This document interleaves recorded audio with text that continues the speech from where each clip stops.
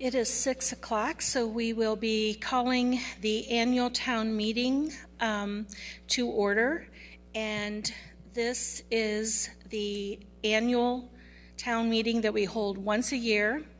And anyone who resides within the town boundaries and are registered voters, they are an elector of the town, and they can assist with making motions and votes on the items of this agenda. We were required to get a letter from the Department of Health to hold this meeting because of the restrictions. So we do have that for the record. I'd like to note that we do have that letter from the Department of Health. So at this time, if we could all rise for a moment of silent prayer or silent reflection and the Pledge of Allegiance.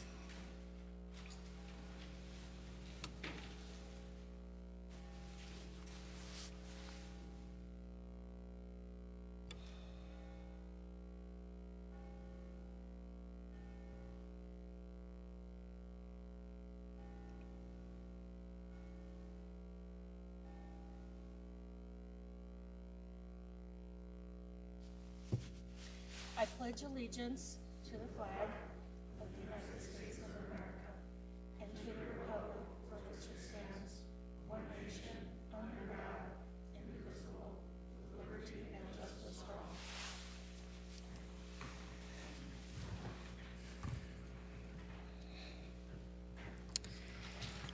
Our first order of business is to elect a moderator. So could I have nominations for the position of moderator?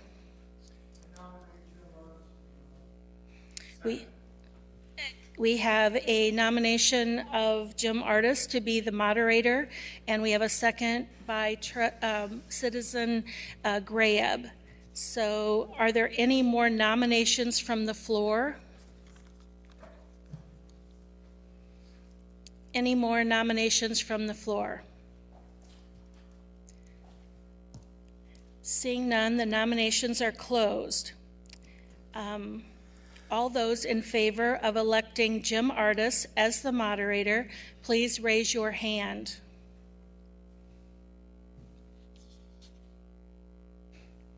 Anyone opposed, please raise your hand.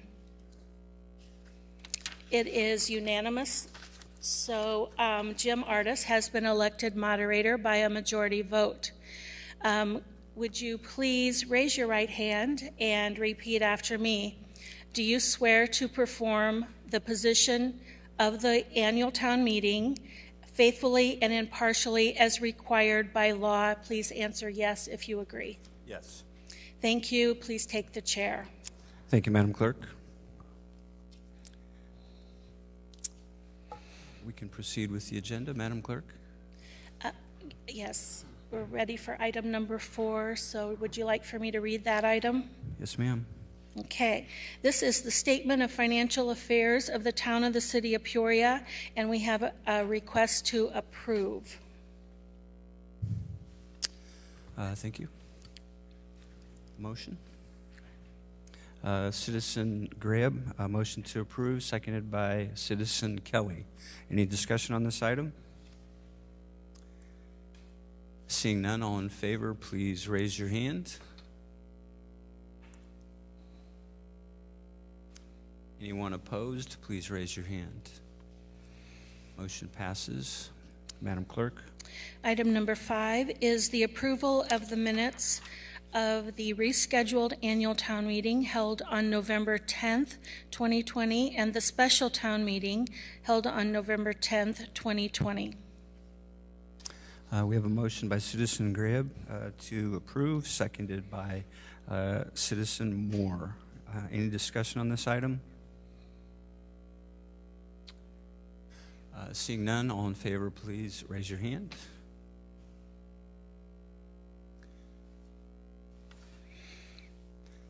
All opposed? Anyone opposed, please raise your hand. That motion passes. Madam Clerk. Item number 6 is the citizens' opportunity to address the electors. Are there any citizens to address the electors? Madam Clerk. And then I believe the moderator has a statement to read. We welcome any general comments. However, pursuant to Public Act 0950761, any matter or proposal not set forth in the published agenda shall not be considered at the annual town meeting, other than advising that the matter may be considered at a special meeting of the electors at a later date. Any 15 or more registered voters residing in the township may request an agenda item for consideration by submitting in writing to the town clerk, signed by 15 town electors. And we have none. So that is the end of the agenda for the annual town meeting. So we would take a motion to adjourn the town meeting portion of this by Citizen Ruckriegel, seconded by Citizen Sear. All in favor, please raise your hand. Anyone opposed, please raise your hand. That motion passes unanimously, and the meeting, the annual meeting of the town is adjourned. Madam Clerk. So we are now at the annual meeting of the Board of Trustees, and so the meeting needs to be called to order by the town chairman, and then we'll have a roll call. Okay, at this time we would like to call the annual meeting of the Board of Trustees to order. Madam Clerk, could you call the roll, please? Chairman Ardis. Here. Trustee Ali. Trustee Sear. Trustee Grayeb. Here. Trustee Jensen. Here. Trustee Kelly. Here. Trustee Montalongo. Here. Trustee Moore. Present. Trustee Euler. Here. Trustee Riggenbach. Here. And Trustee Ruckriegel. Present. You have a quorum present, Mr. Chairman. Thank you, Madam Clerk. At this point, we will rise for a moment of silent prayer, silent reflection, followed by the Pledge of Allegiance.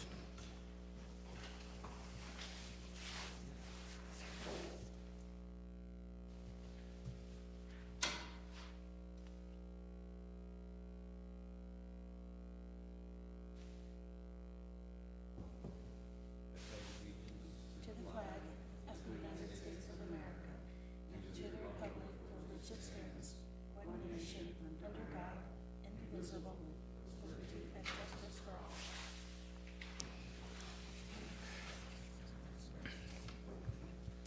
Madam Clerk. Item number 1 is the public hearing regarding the 2021 to 2022 budget for the town of the city of Peoria, and this is the time when the public may comment, and the trustees can comment later in the on the agenda when we're actually proposing the adoption of the budget. Okay, we have a motion to open the public hearing by Trustee Grayeb, seconded by Trustee Kelly.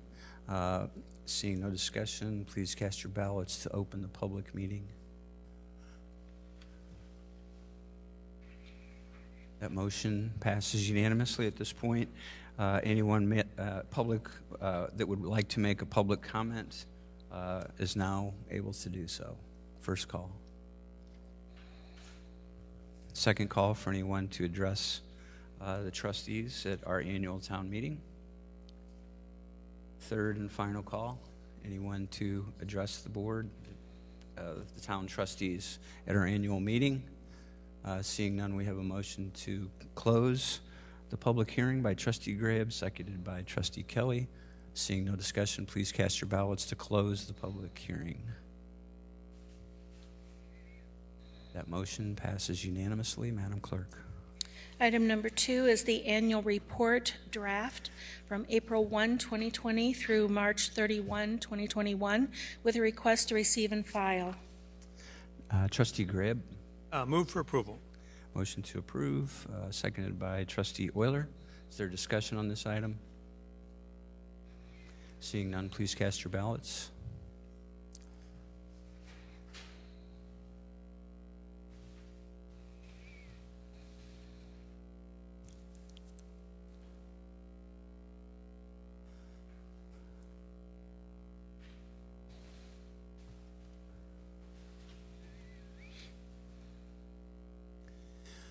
That motion passes unanimously. Madam Clerk. Item number 3 is a resolution consenting to the employment of Mesher, Reinhardt, and Redling Schaefer as town attorneys with a request to approve. Thank you. Trustee Grib, Move to approve as outlined. seconded by Trustee Moore. Is there discussion on this item? Seeing none, please cast your ballots. That motion passes unanimously. Madam Clerk. Item number 4 is the resolution for the town of the city of Peoria authorizing township officials to continue a loss control policy with Torma and to enter into a contract of insurance with a request to approve. Trustee Grib, Move to approve as outlined. seconded by Trustee Ruckriegel. Discussion on this item? Seeing none, please cast your ballots.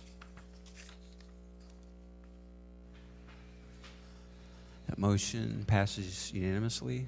Madam Clerk.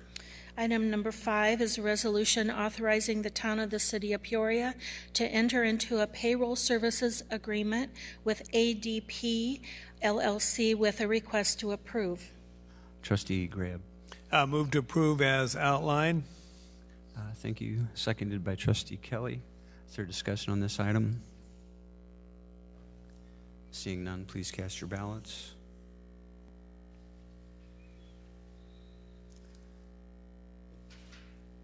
That motion passes unanimously. Madam Clerk. Item number 6 is a resolution authorizing the town of the city of Peoria to enter into an agreement with the Heartland Clinic with a request to approve and to receive and file the 2020 statistical report. Trustee Grib. Chairman, I enthusiastically move to approve. Okay. Thank you. Seconded by Trustee Moore. Is there a discussion on this item? Seeing none, please cast your ballots. That motion passes unanimously. Madam Clerk. Item number 7 is a resolution authorizing the town of the city of Peoria to make a donation to the Center for Prevention of Abuse with a request to approve and to receive and file the 2020 report. Trustee Grib. I'm also happy to move to approve this resolution as outlined. Thank you. Seconded by Trustee Ali. Is there discussion? Seeing none, please cast your ballots.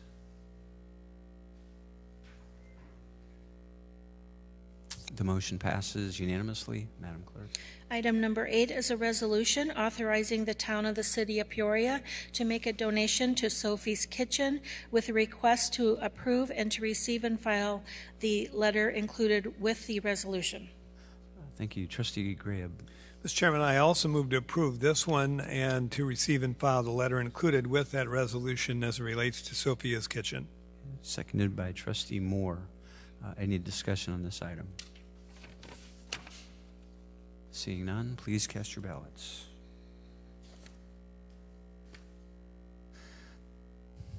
The motion passes unanimously. Madam Clerk. Item number 9 is a resolution approving the revised town personnel manual for the town of the city of Peoria, and we are requesting that this item be tabled at this time. Trustee Grib. Mr. Chairman, I believe our counsel is here for the township. Mr. Redling Schaefer, could you address this and why we are tabling this revised town personnel manual construction process? Thank you, Trustee Grab. Yes, members of the board, the idea to table this is to allow the new township supervisor an opportunity to work on drafting a new personnel manual consistent with her taking office in May. Thank you.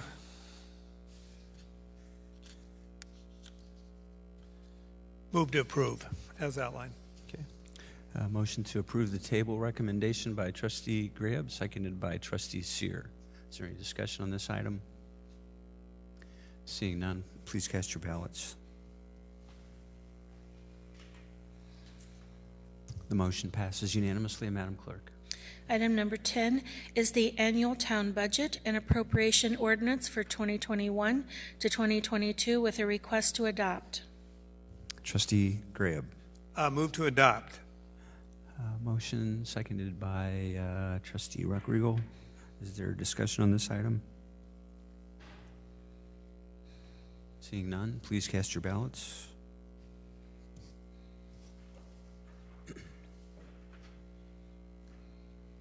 The motion passes unanimously. Madam Clerk? Item number 11 is the resolution consenting to the employment of Clifton Larson Allen LLP as outside independent auditors with a request to approve. Trustee Grib. Move to approve the resolution consenting to the employment of the firm as outlined. We have a motion by trustee Grab, seconded by trustee Sear. Any discussion on this item? Seeing none, please cast your ballots. Motion passes unanimously. Madam Clerk? Item number 12 is a resolution designating individuals to prepare the budget and appropriation ordinance for fiscal year 2022 to 2023 with a request to approve. Trustee Grab. Move to approve. Motion to approve, seconded by trustee Ruckriegel.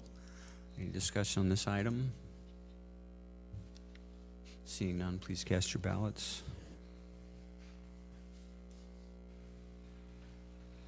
The motion passes unanimously. Madam Clerk? Item number 13 is a resolution designating time, place, and date of the 2022 annual town meeting with a request to approve. Trustee Grab. Move to approve.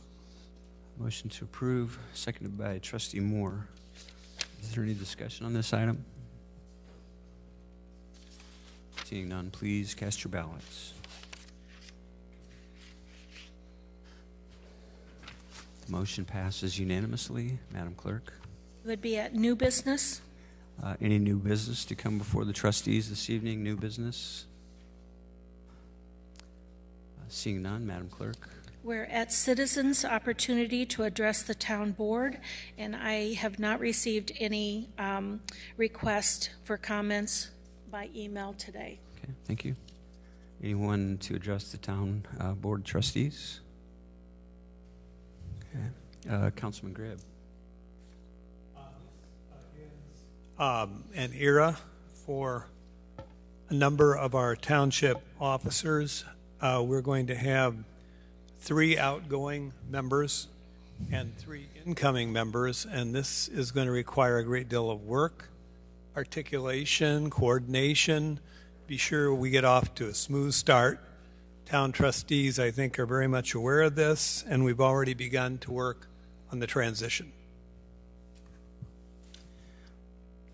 Thank you, Trustee Grab. I would also, in addition to thanking those township officials that are going to be leaving office, thank them for their service for years and years, most notably our town clerk, Beth Ball, also our town collector, Patrick Nickteen, as well as our township supervisor, Frank Abnauer, have all done a great job. We appreciate your service. And also Trustee Grab, who serves as our liaison, who attends a lot of meetings, and the reason that the town meetings usually go as quickly as they do is because all of the work has been done beforehand, and we thank Trustee Grab for his participation as a liaison to that group.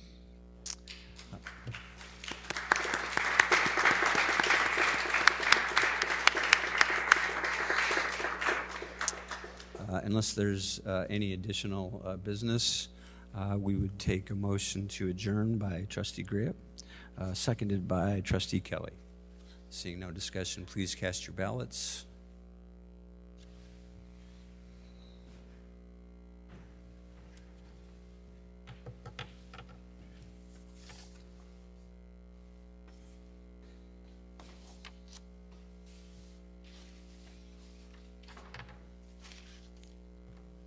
That motion passes. This meeting is adjourned.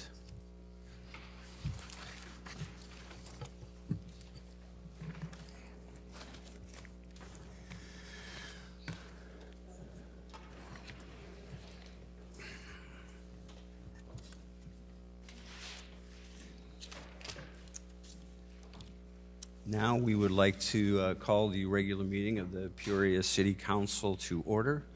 Madam Clerk, the council microphones are open for roll call. Mayor Ardis. Here. Councilmember Ali. Councilmember Sear. Here. Councilmember Grab. Here. Councilmember Jensen. Here. Councilmember Kelly. Here. Councilmember Montalongo. Here. Councilmember Moore. Present. Councilmember Euler. Here. Councilmember Riggenbach. Here. And Councilmember Ruckriegel. Present. You have a quorum present, Mr. Chairman. Thank you, Madam Clerk. In accordance with Governor Pritzker's Executive Order 2020-07, as amended and extended, limiting meetings to a lesser of 25 persons or 25% of the overall room capacity, and requiring the provision of video, audio, or telephonic access to meetings, as well as the CDC recommending social distancing of at least 6 feet between persons. City Hall is implementing changes and restrictions for the City Council meeting on April 13th, 2021, while complying with the spirit of the Open Meetings Act.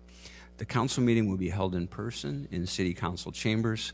There is a room capacity restriction of 25 persons at one time, which would result in a wait to enter if met. Temperature screenings and face coverings are required for access to City Hall. Members of the public and media are invited to watch through the live stream on the City of Peoria's website, YouTube, local television channel 22, or listening through WCBU radio. While public comment is available in person, the option to submit comments through the city clerk's office due to room capacity restrictions was available as well. Any submissions will be read into the record. The agenda, minutes, and video podcast of the meeting will be available online through the city website. At this time, I'd like to ask everyone to join me and stand for a moment of silent prayer or silent reflection, followed by the Pledge of Allegiance.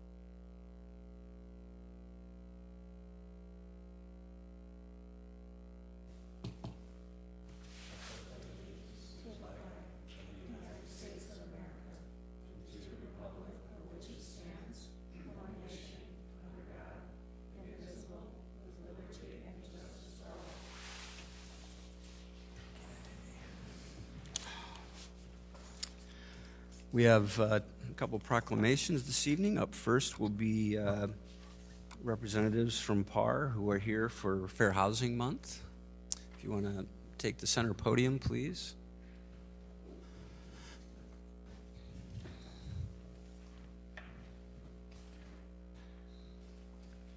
Whereas the City of Peoria, Illinois finds that safe and affordable housing is part of the American dream and a goal of all Illinois residents, and whereas individuals in the state of Illinois have the right to choose where to live, purchase or rent property without discrimination based on race, color, religion, age, sex, familial status, marital status, national origin or ancestry, disability, sexual orientation, gender identity, military status, unfavorable military discharge, and order of protection statute.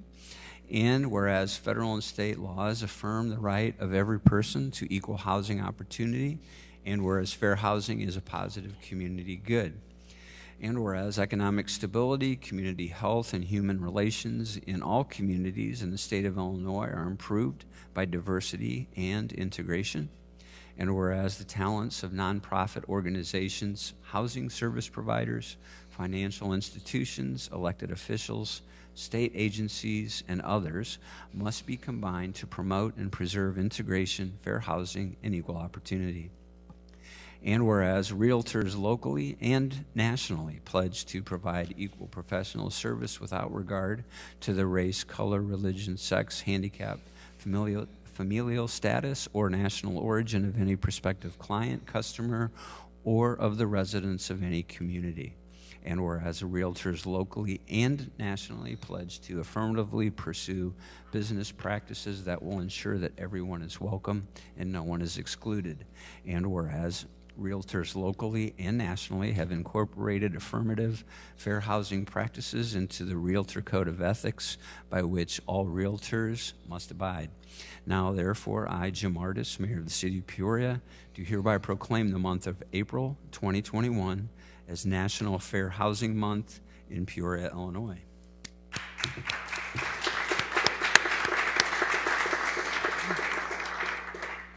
We have Jason Catton, PAR, Peoria Area Association of Realtors President, and Regina Tuttle, the PAR CEO, with us.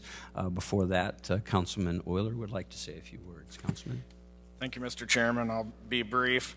You often hear me talk about the importance of private property rights and home ownership and discussions amongst the council, especially when it comes to topics related to home ownership and the affordability of home ownership in our community. And the important part of that is diversity and inclusion of everyone and encouraging everyone to have the opportunity to own property in our community and invest in our community, and what that means to have a thriving and successful community. And excited that this month is the month that we honor and recognize that. It's something we put into practice every month of the year, but the month of April we highlight that, and so I welcome Jason to come and say a few words to the council here tonight. Thank you. Good evening, Mayor, members of the City Council, and City staff. Thank you for allowing me a few moments to address the Council. I'm Jason Catton, President of the Peoria Area Association of Realtors. I'm here this evening to thank you for recognizing April as Fair Housing Month with your proclamation and to share a sliver's worth of information about realtor efforts to firmly further fair housing.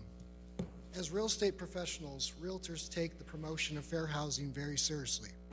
Throughout the year, to us, every month is Fair Housing Month, and many of the ordinances, zoning, and legislative issues that we advocate for are rooted in the promotion of equal housing opportunities for all.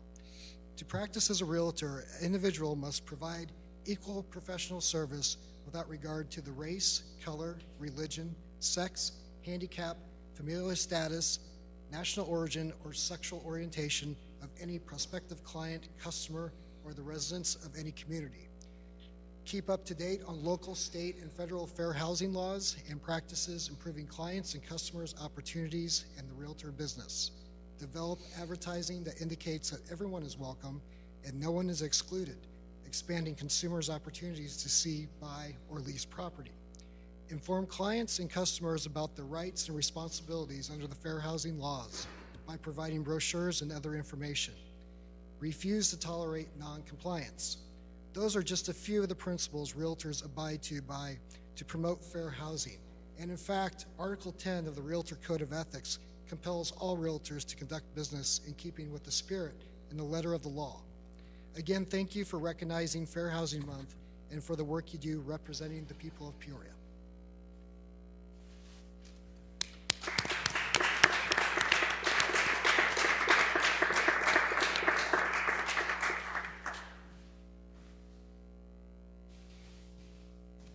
Thank you very much. Next, we have Childhood Abuse Awareness Month.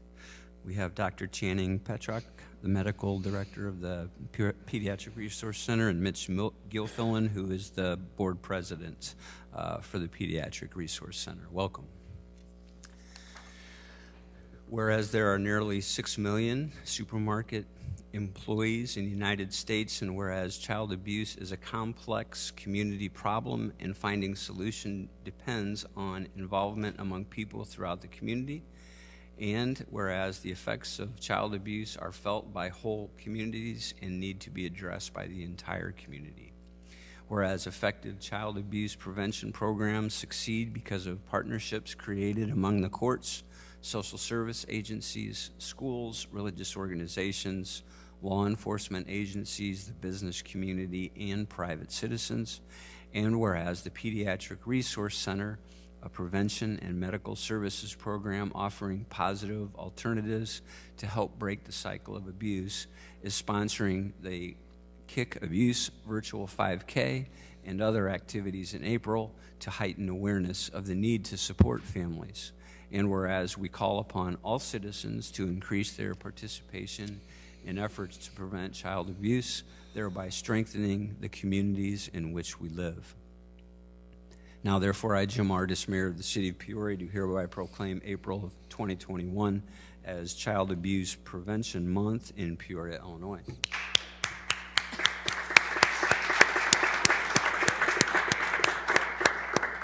Welcome, Doctor.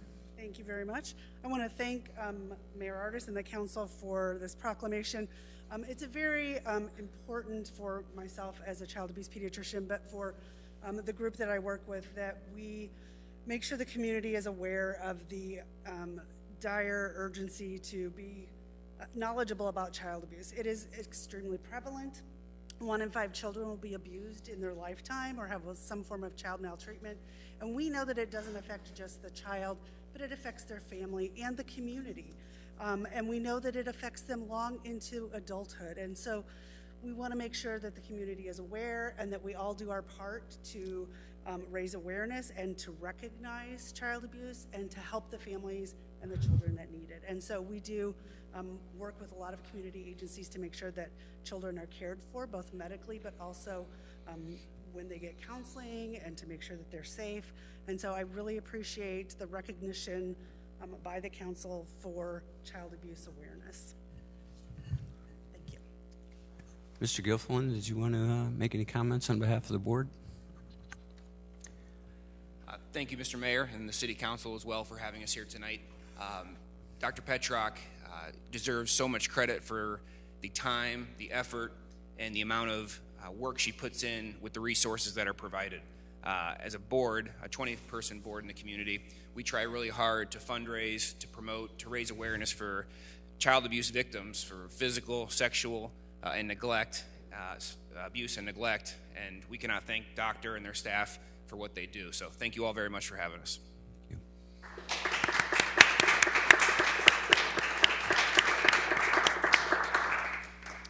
We don't have an actual proclamation for this one, but I would like to acknowledge that this week is actually National Telecommunicators Week, and we'd like to recognize all of our 911 emergency dispatchers here at the city, over at 211, and others for the very important work that they do as well. Councilman Rodrigo. I move to approve the minutes of the joint City Council and Town Board meeting held on March 23rd, 2021, as printed. Seconded by Councilmember Greb. Are there any corrections or changes to the minutes?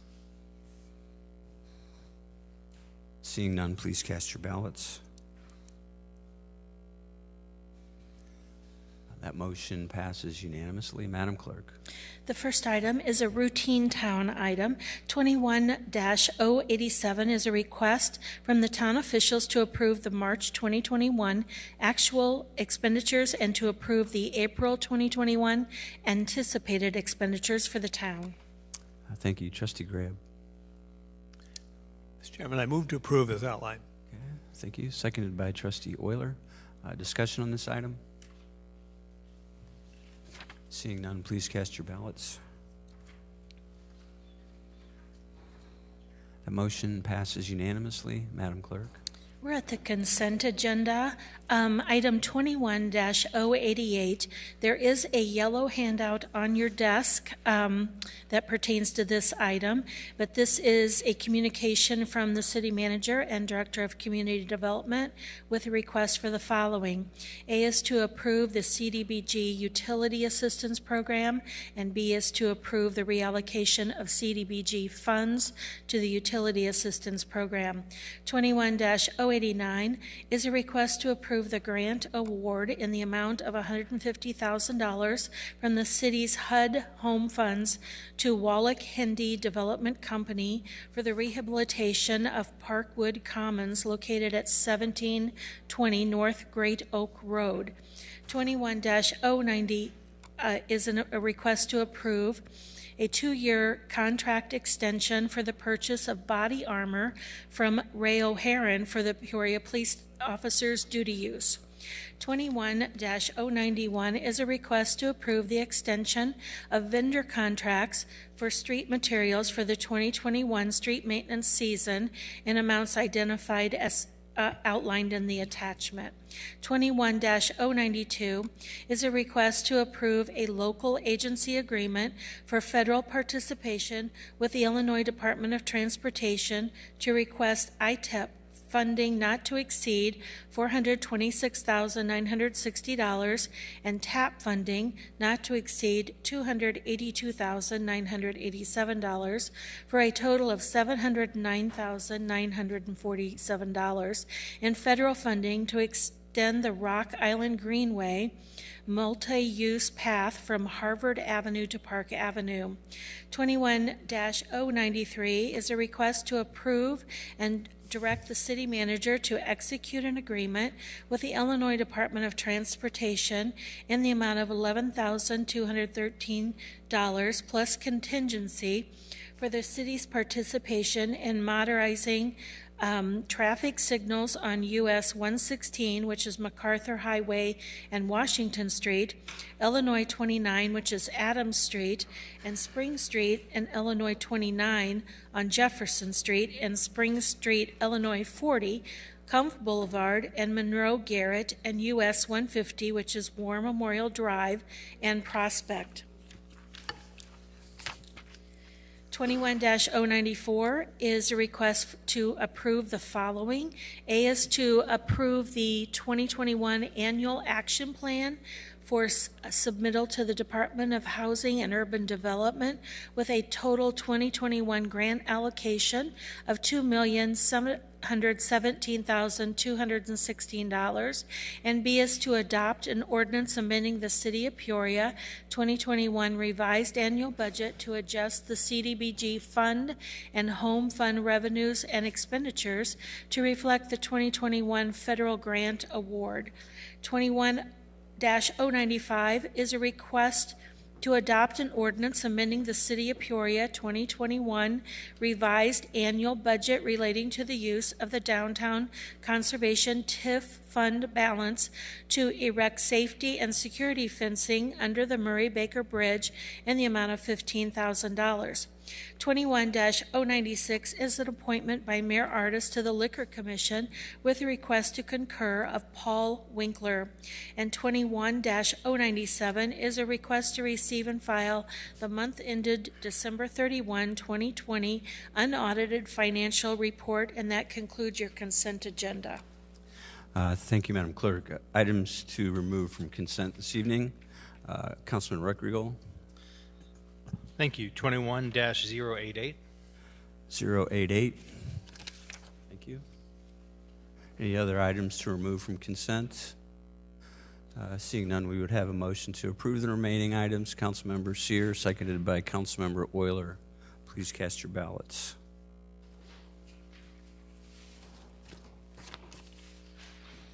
The motion passes unanimously. Madam Clerk.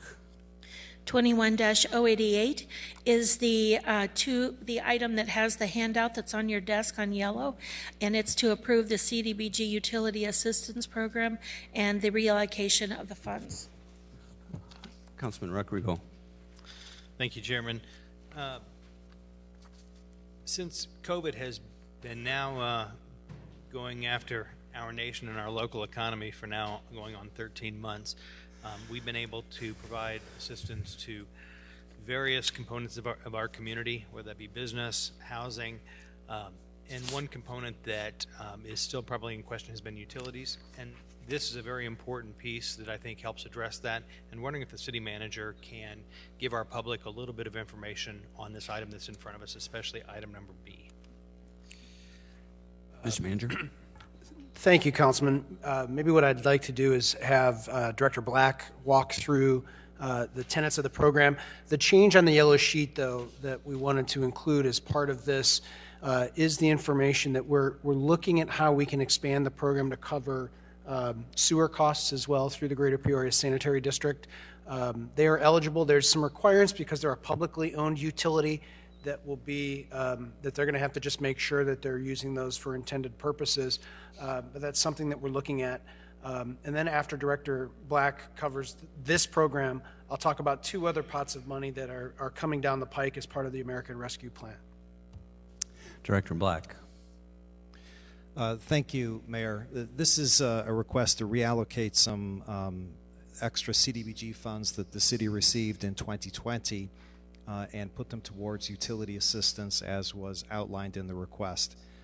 Effectively, what it will do is provide up to $5,000 per household, certainly for power bills and for water bills, perhaps, as the manager indicated, for sewer bills also. So it's up to $5,000 per household. It can cover up to 6 months of utility assistance, and there are qualifications for each household, as there are with most HUD guidelines. The properties have to be within the corporate limits of the city. Household income has to be at or below 80% of area median income. The household has to show that there was a negative impact because of COVID, and households that have previously received city household assistance funds are not eligible. So we're looking forward to rolling this out. We're going to do it through a lottery process, as we do with a lot of our programs. That way people don't have to get up early in the morning and line up outside to be first in line. So the lottery will be opened. There'll be an ample opportunity for people to put their names and information into the lottery, and then we will go ahead and provide assistance until the funds are depleted.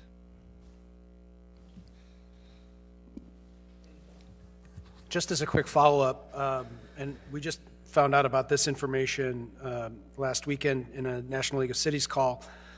There is nationwide, there's going to be $1.1 billion additional dollars available for water assistance funds, and it will be money that will be created in the Department of Health and Human Services through a low-income household drinking water and wastewater emergency assistance program. So they're building that program out. The details aren't out yet, but that's money that will be coming back to communities. It might be through the local community action agencies, or it might be allocated back to local governments. We're not sure yet what those rules are. The other piece is there's $10 billion in the Treasury Department that is for what's called a homeowner assistance fund, and utility assistance will be available for homeowners that qualify for assistance nationwide for that. And so that's a directed Treasury Department program that is focused on homeowners, and whereas most of the utility assistance has really gone, for the most part, to renters at this point in time. So just wanted to follow up on those two as well.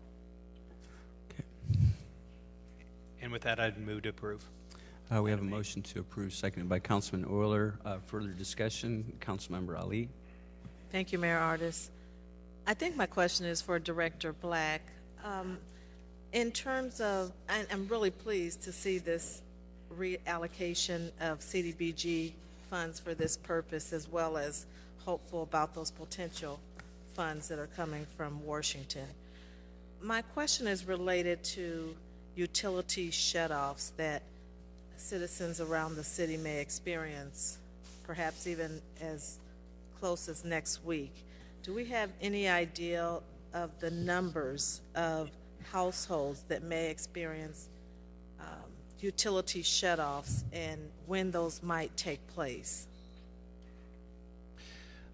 Councilwoman, the short answer is we do not. The utility companies have not shared that information with us.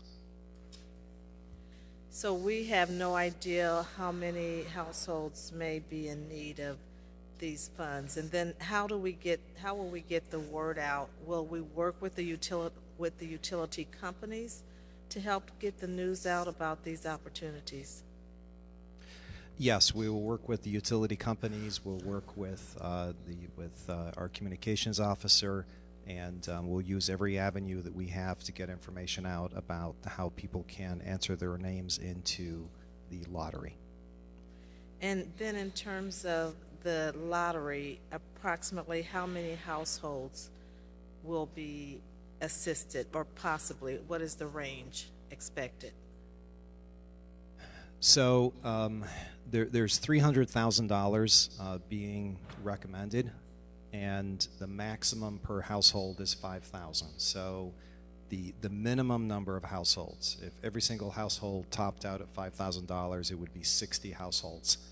That's unlikely that we're going to have 60 households, the first 60 in line, that have $5,000 worth of utility bills. So my guess is that the level of assistance would probably be closer to 100, 120 households. So, I mean, that's good that we could help maybe 120 households, but I would be interested in checking with the utility companies in anticipation of how many households in the city might be impacted by cutoffs coming up. I would think that they would be willing to supply that information to community development.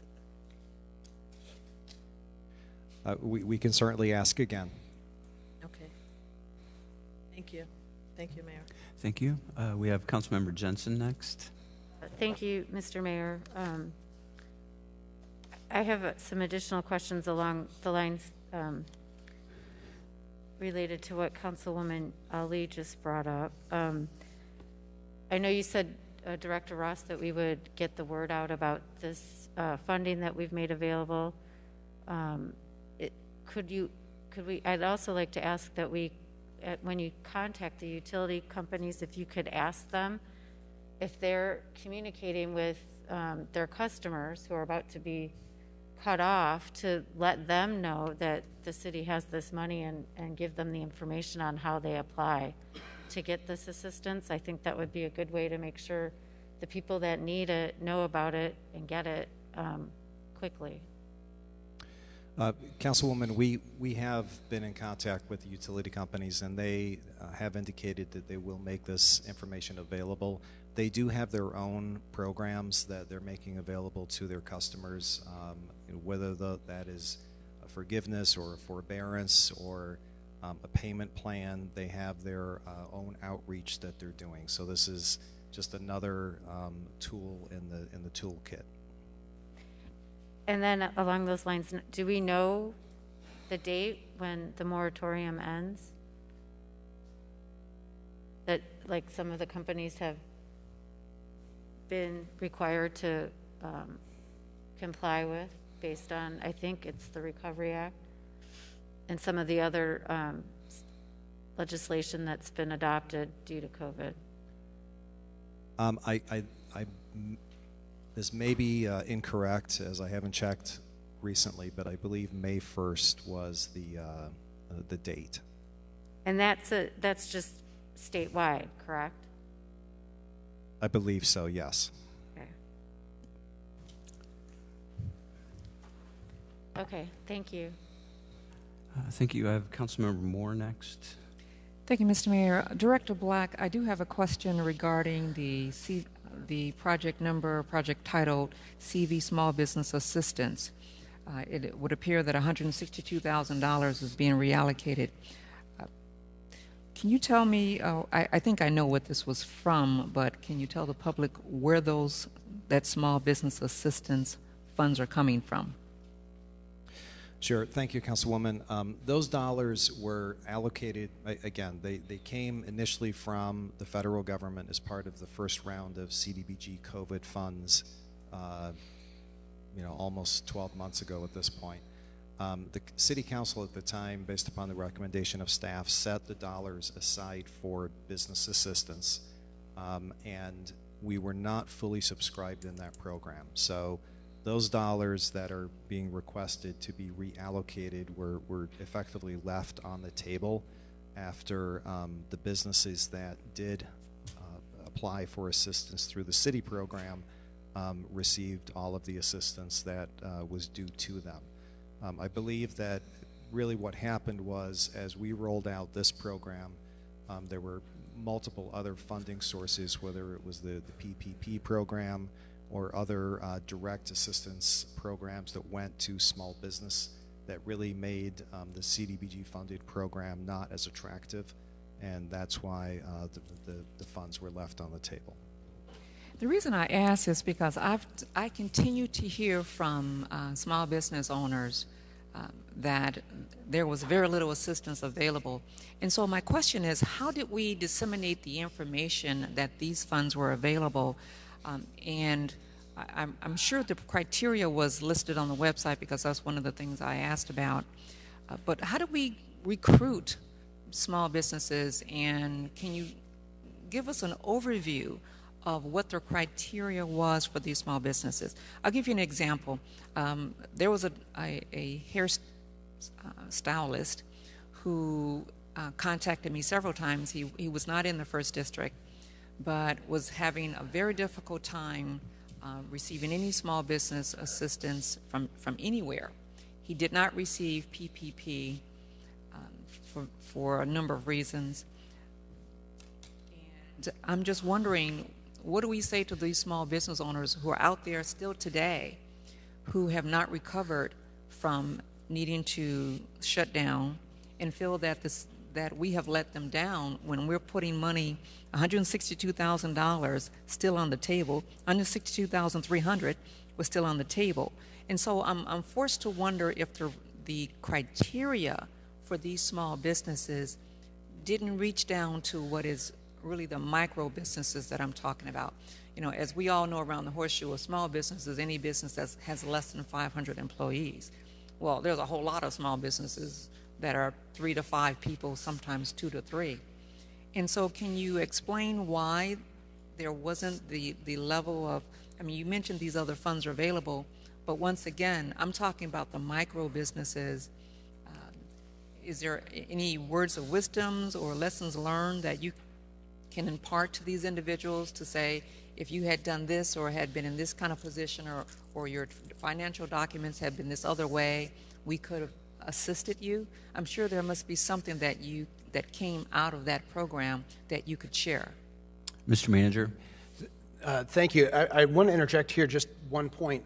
We also received funding through the Department of Commerce and Economic Opportunity, and this last fall we delivered out over $950,000 of funding to local small businesses inside the city of Peoria that were grants that we were able to distribute out in addition to the money that Director Black is talking about here. And I think it's just, I don't want us to lose sight of that. We then received additional money from DCEO that we're continuing to work on trying to get out the door right now.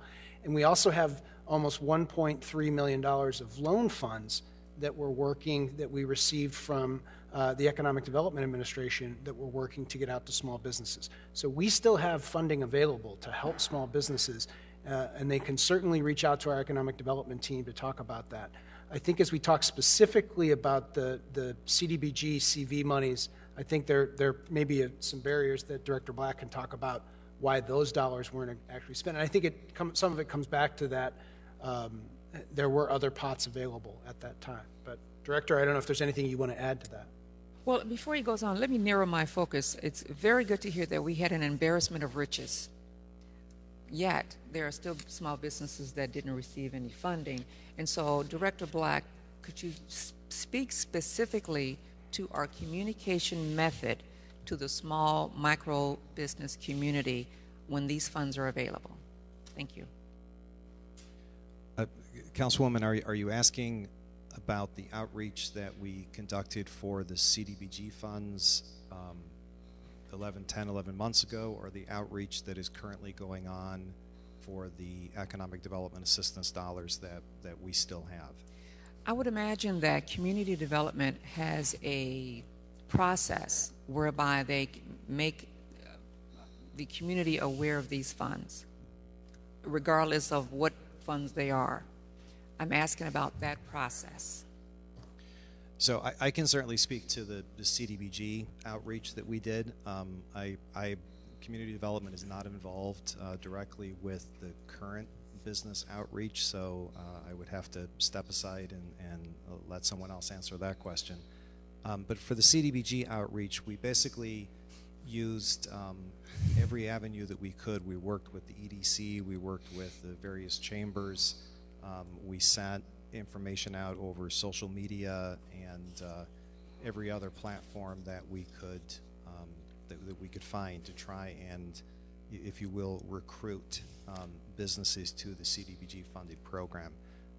In terms of some of the barriers, I think one of the things that happened was because this was one of the very first buckets of money that was made available for this type of assistance, there were a lot of regulations attached to these dollars that were not attached to later dollars. And some of you may recall there were issues of the business had to have been a going concern for a certain number of months prior to COVID. They had to provide a pretty substantial amount of financial documentation both prior to COVID and then after COVID. They had to be able to provide copies of accounting paperwork and financial paperwork that a lot of small businesses didn't have. And these regulations were all in line with what the federal government was telling us was required at that time, because those were the traditional requirements that came with the dollars. Since then, other waves of funding that have come from the federal government, and I think particularly from the state government, have become much easier to allocate, and that's another reason that businesses of all sizes, I think, have migrated to other funding sources rather than to the CDBG dollars. Thank you, Director Black. That's exactly what I needed for the public to hear, that these were not city funds where the city could designate what the rules were. These were rules handed down by the federal government, and this was money that came with strings. And when it comes with strings, there's not a lot we can do about it, but make sure that those who are eligible do receive the funding. And thank you also for making folks aware that we are out on social media, on our website, chambers, everywhere we can think of to convey this information that these funds are available. That is exactly what I needed for the public to hear from the Director of Community Development. I do support the measure, and I look forward to voting on it. Thank you. Thank you. We have Councilmember Kelly next. Thank you, Mr. Chairman. Director Black, if you're still on, I'd like to either clear up a misconception or that I have, or anyway, in your previous description, did you say, or was there an implication that these funds are only available to renters?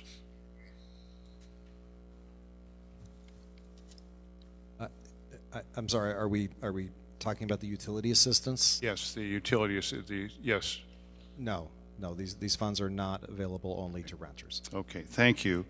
And secondly, I've read either in communications from City Hall here or perhaps in the paper that the utility companies are loath to disclose names, addresses, things of that nature, just because of privacy concerns,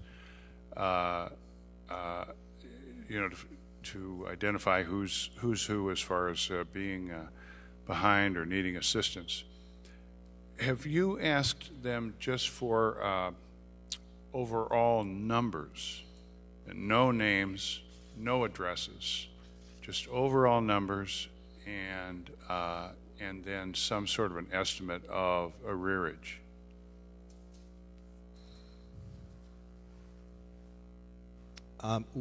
Councilman, we have been provided with some aggregate numbers. They're not necessarily just for the city of Peoria, because the utility companies don't necessarily have, their boundaries don't necessarily match the corporate boundaries of the city of Peoria. I don't have those numbers in front of me in terms of the number of customers or the potential total arrearage of utility costs that are out there. That's something we can certainly try to pull together as a report back to council. Okay, so thank you. Apparently then we can get some round numbers just to see what the size of the problem is, even if we don't identify individuals. So if that could be pursued a little bit more so we can get a little bit better handle on that, I think that would be useful for all of us. Thank you, Mr. Director, and thank you, Mr. Mayor. Thank you. We have Councilmember Riggenbach next. Thank you, Mr. Mayor. Director Black, did I hear you say earlier in the discussion here on the utility assistance that Ameren does have an internal assistance program? Councilman, it's my understanding that all of the utility companies have some level of programming where they will work with their customers to either forgive, extend, or provide a payment plan in order to allow the customer to work out from back payment. What I can't speak to is what the criteria is that the utility companies apply to their particular customers and who gets to qualify for the programs and who does not. It was my understanding as the moratorium was coming to a close that there was quite a bit of discussion, and I was made aware also that there is quite a robust, according to Ameren, assistance program available. So I don't know if this should be directed to you, to the city manager, or corporation council, but I would appreciate it if we could get some clarity on what it is that Ameren offers as far as forgiveness or assistance, and what their protocol, if you will, is to get that word out. Because if the program is as robust, again, as I've been led to believe, it's puzzling why we still have so many shutoffs. So, Mr. Manager, I see you nodding your head. Thank you. Whichever one of you is the appropriate party, if you could look into that and report back to us at the next meeting, that would be appreciated. Thank you. Thank you. I'm seeing no further lights. Are there any other questions on this item? If not, we have a motion by Councilman Ruckriegel and seconded by Councilmember Euler to approve. Please cast your ballots. That motion passes unanimously. Madam Clerk. We're at the first readings. 21-098 is a request to adopt an ordinance amending Chapter 18 of the Code of the City of Peoria to establish and regulate raffles and poker runs. And this would be, since it's a first reading, would be a receive and file. Council Peterson, would you like to give us an overview on this, please? Thank you, Mr. Mayor. I'd be happy to. The easiest way to summarize the status of gambling in Illinois is that it is illegal unless the criminal code specifically authorizes it. So the criminal code makes exceptions for things like video gaming or riverboat gambling or the lottery. There is also a Raffle and Poker Run Act that allows counties and municipalities to license those events for local charitable organizations. The county has had an ordinance like this on the books for a little bit. The city, however, has not had one like this on the books, and we've been approached multiple times by various organizations seeking out licenses such as this. So the draft of the ordinance you have before you does a few things. It clarifies that it is only eligible for bona fide organizations, and that reflects the language in the state statute. And a bona fide organization would be a charitable, religious, labor, business, fraternal, educational, or veterans organization. It also ensures that when somebody is applying for the raffle license, that the head of that organization has to assert that they are in fact a nonprofit. I think it's important to know that the proceeds have to be dedicated to the purpose of the nonprofit. That does not mean the proceeds have to stay with that particular nonprofit. It does have to stay with the purpose, however. So if an organization that supported children's activities wanted to host some sort of raffle to send groups of children to a camp, they could certainly use the half of the money they raised from the raffle or the poker run to then pay the camp, which could in fact be another charitable organization, because the purposes are the same. The other thing I'll point out, and we've had several questions about this, is when do you have to get a license? And it really depends on two things: what type of license you're getting. So for a poker run, The question is, where does that conclude? Where are the final sort of profits or proceeds or winnings handed out? So if it would end in Peoria, then they would be required to get a license here in Peoria. And then for a raffle, the question is, where are the chances determined? So where is the ticket drawn out of the hat? I think is the best way to summarize that. That's the short version of it, but if you have any questions, I'd be happy to answer them. Thank you. Questions for Council Peterson? Councilman Kelly. Thank you, Mr. Chairman. I have a couple questions. First of all, I've been involved in a number of raffles, and we always had to get a license. Who were we getting the license from? I suspect you were getting it from the county. Okay. And even though we're in Peoria County, we still need to have our own ordinance. We could continue to let the county issue licenses for what would be things within the municipality, but we certainly have the right to implement it, and then anybody for those two situations I named where it either ends or the prize is drawn here would be required to get a city license rather than a county license. So there would not be a double license required. Correct. Okay, thank you for that. There's another provision that says that the not-for-profit has to have been around, if I read it properly, has to have been around for 5 years before they could ever have a raffle or what is the poker run. The city, my apologies, please continue. Is there a reason that kind of time frame is considered proper, or it's something we want to do, a 5-year? It's what's listed in the statute. It's also what's listed in other communities' ordinances. There is a provision, however, that would allow the city clerk to waive that 5-year provision if, for example, a local chapter of a national organization were to open here. They wouldn't have a 5-year history, but the national organization certainly would, so then they wouldn't have to have a 5-year history. Well, let's just say it's strictly up to us, never mind a national organization or whatever.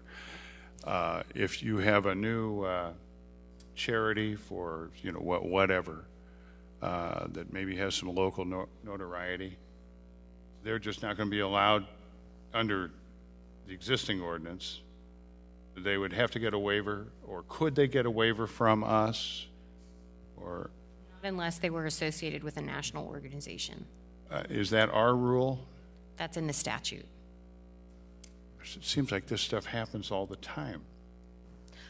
I think multiple raffles happen all the time without maybe the appropriate licenses having been obtained. Okay, and then finally,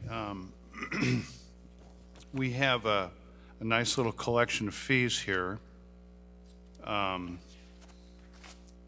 Organizations with less than $100 in annual sales are charged nothing. Organizations with 10,000 are charged $72 for each additional 5,000. It increases by $12.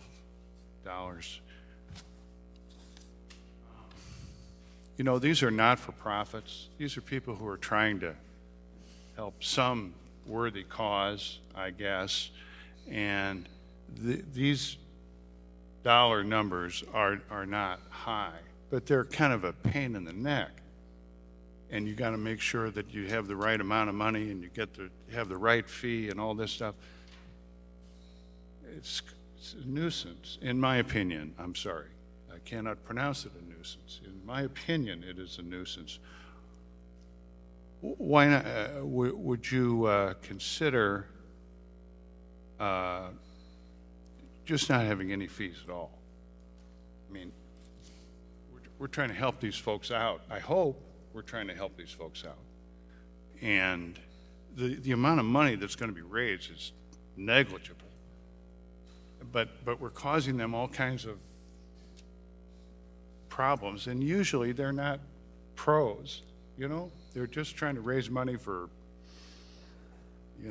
some worthy cause. Councilman, we could certainly look at a very simplified fee structure where, for example, if the raffle is under $10,000, maybe the license fee is something nominal, like $10, because there is still staff time and staff time involved.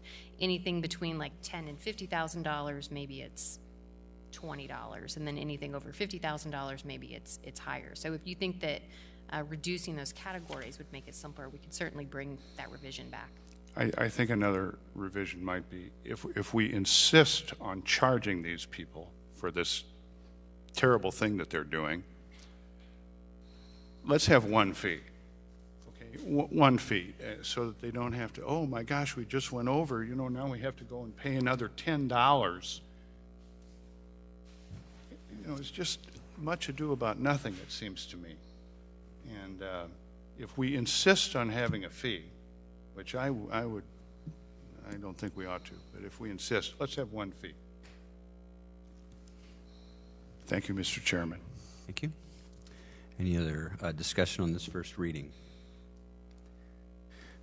Seeing none, we have a motion to receive and file by Councilmember Kelly, seconded by Councilmember Riggenbach. Please cast your ballots. The motion passes unanimously. Madam Clerk. We're at regular business 21-099 is the request to approve the declaration of local state of emergency. Councilman Riggenbach. Move for the approval as presented. Motion to approve, seconded by Councilmember Moore. Is there discussion on this item? Seeing none, please cast your ballots. Motion passes with 10 ayes, 1 no. Councilmember Montalongo. Madam Clerk. 21-100 is a request to approve and authorize to enter into the following master service agreements for program professional engineering services through December 31, 2023, and each of these are in an amount not to exceed $1.25 million each. And so A is an agreement with Crawford, Murphy, and Tilley for Storm Water Program Manager Engineering Services. B is an agreement with Hanson Professional Services for Transportation Engineering Services. C is the agreement with Millennia Professional Services for Construction Program Manager Engineering Services, and D is with Symboyant Science Engineering and Construction for Combined Sewer Program Manager Engineering Services. So separate motions and votes, please. Mr. Manager, did you want to summarize this, or is the Public Works Director, how do you want to do this one? Thank you, Mr. Mayor. I'd ask Public Works Director Powers to come to the microphone and talk through the rationale behind this. Okay. Director Powers. Thank you, Mayor. Thank you, councilors. This has been quite the labor, I guess as a result of, first of all, thanks to all of you that we've been able to reach out to the newly appointed city engineer, Andrea Kloffenstein, who's also here with me and holds the distinction of being our first woman city engineer. So congratulations to her as well. But a lot of work went into, I guess, completing an RFQ. Through that competitive process, we went through a point of making this decision for these firms because obviously the most qualified, but what led us there was our budget condition, the ERI, whereas the majority of our engineering staff with any tenure are leaving, meaning all but one for the most part of that entire division. And our historic inability to recruit, meaning we've had a vacancy within the department for 5 years, one since I've been here near a year and a half. We just simply are not attracting that level of talent that we need to maintain the service level we need to execute on a CIP or engineering services in a general sense. That being said, along with this model not being unique throughout the nation, whereas these services that we're recommending coming forward, we believe are actually offering us greater depth, meaning they bring the full breadth of their firm with them that we don't have even within the city.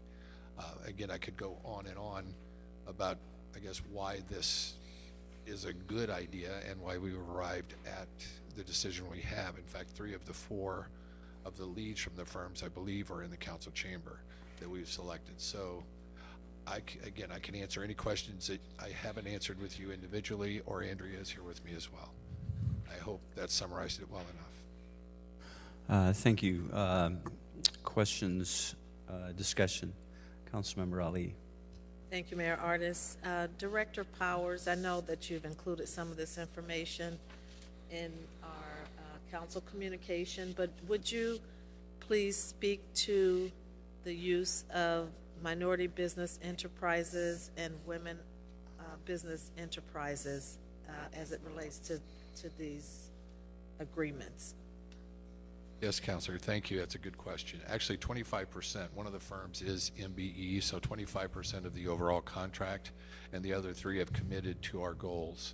They are also members of the next CouncilCom that will be the extension of the Master Service Agreement, are contained within that Master Service Agreement, meaning all firms are striving to meet the goals for inclusion with the City of Peoria. But we do have 25% participation in award with the MBE selection. Thank you, Director. Thank you. We have Councilmember Graham next. I think what's before us tonight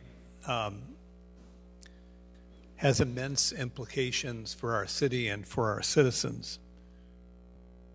I think that the economy that we're in right now is about to change for the better. I believe we're on the verge of doing a lot of public works projects to satisfy the EPA consent decree, which we recently entered into with them. I think we have many millions of dollars of money that has been allocated for our use in the city of Peoria for various roads. I understand that we've had difficulty getting engineers to apply for some of the jobs. I hope prospective Bradley students who are interested in engineering program there will be listening to this very loud and clear, because we're completing at Bradley a $100 million project, new School of Business and Engineering. Having said that, and seeing a renaissance, a huge renaissance in our infrastructure and rebirth coming, requiring much of these appropriations to be made, I do have a question that is a little more on the mundane side. Director Powers, I note that with 21-100, we are asked to enter into a master services agreement for a program manager for the professional engineering services through December 31 of 23. Is that by design, that it's going beyond the time that we're engaging? Because I have to view 21-100 in context with the next item, 21-101. All of those agreements would be ending on the last day of the year in 22. So why do we have that extra year? If you could just explain that. Good question, Counselor. So the reason we did this with the program managers is, one, we wanted to entice talent from firms to come out of what is normally, say, a project management role, that, and again, whereas projects are competed individually, and some of these firms will be disqualifying themselves by overseeing these larger programs within the city. Hence, if we have a transportation project that is proposed through a programmatic firm or someone managing that program, they would basically be disqualifying themselves from bidding on a project that would come as a result. Hence, we went for a longer term contract, 3 years, and with the possibility of extending for 2 beyond that. Whereas the master service agreement is the downstream result of program management, whereas those firms will be the recipients of the projects that we create on the CIP or within the CSO or construction. This, are you saying that this may just be a prelude, 21-101, in terms of what we're being asked to approve, millions of dollars worth of engineering work, could be that the future council, seated right around the corner, will be asked to extend these agreements with a selected number of these firms or all of these firms? Based on their performance, yes, Counselor. Because the time frame might be inadequate for completion of their jobs. Correct. Thank you, Director. We have Councilmember Jensen next. Thank you, Mr. Mayor. I don't know if the Director Powers or I don't know if City Engineer Klopfenstein's there. It's my understanding from when we met to discuss this that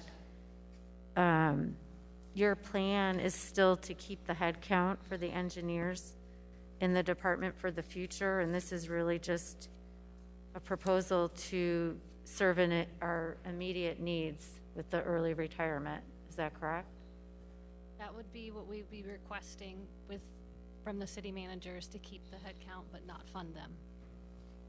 Okay, that I just want to make sure, and it's not your intent to use this to then later privatize other parts of the Public Works Department, correct? Sorry about the noise. I was sanitizing the microphone. It is not, Counselor. We do not have the challenge in our operations area that we have within engineering on filling positions. In fact, we fill those often. I think, did I have one more question? One thing that you talked about if we approve this proposal, these firms then will be handling a lot of the calls that they may get from the public, and also consulting with the city council. Can you explain how that will work and how it'll be monitored? Because we have had some issues in the past when we've hired outside firms to handle calls with citizens and the public. So we don't have all the details figured out. This is something that is new and we will have to work through. But there is not going to be any more engineering staff in-house that can handle those calls. So we have to use these program managers to help with that. We will definitely have training and information to provide to them to help them understand what their roles and responsibilities will be as a consultant that is functioning as city staff. And then if there are, if we get any complaints about how they're dealing with the public, do you have a plan on how to deal with that? I mean, I'm not saying that's going to happen, but I know that has happened in the past when we've done similar outsourcing. Yes, if there's a complaint, I would assume they would come to me first and then go to Director Powers and up to the city manager, in the process that the complaints would come in now. Okay, thank you.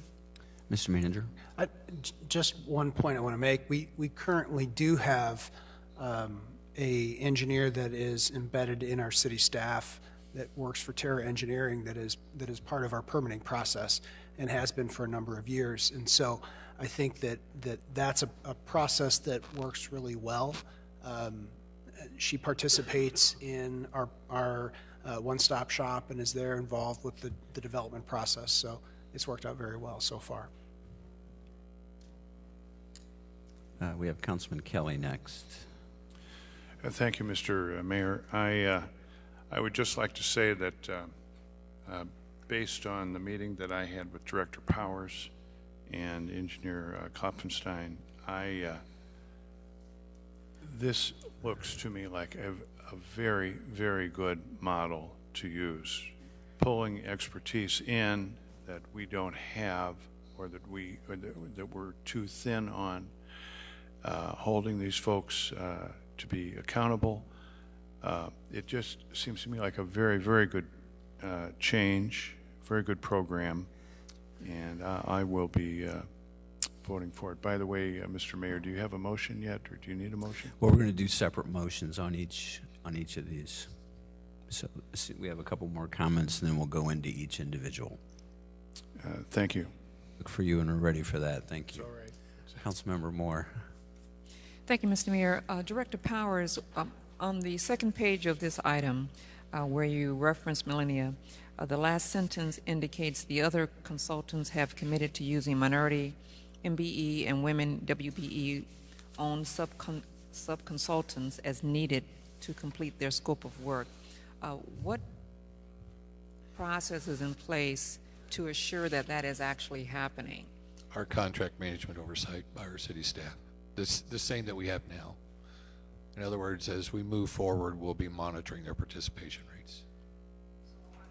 I know we don't have a chief diversity officer yet, but I'm sure that's coming. But is that something whereby some form might need to come if we monitor it and they've indicated that they've not had an opportunity or folks are not available? Is there some form that will be coming before the council to observe? Yeah, Councilor, you may recall, in fact, I believe it was at your request, I believe it was last fall, we actually provided you participation numbers for all of the participants on the master service agreement as a snapshot in time of where they were. So we could do that at any time per your request, or request of the council.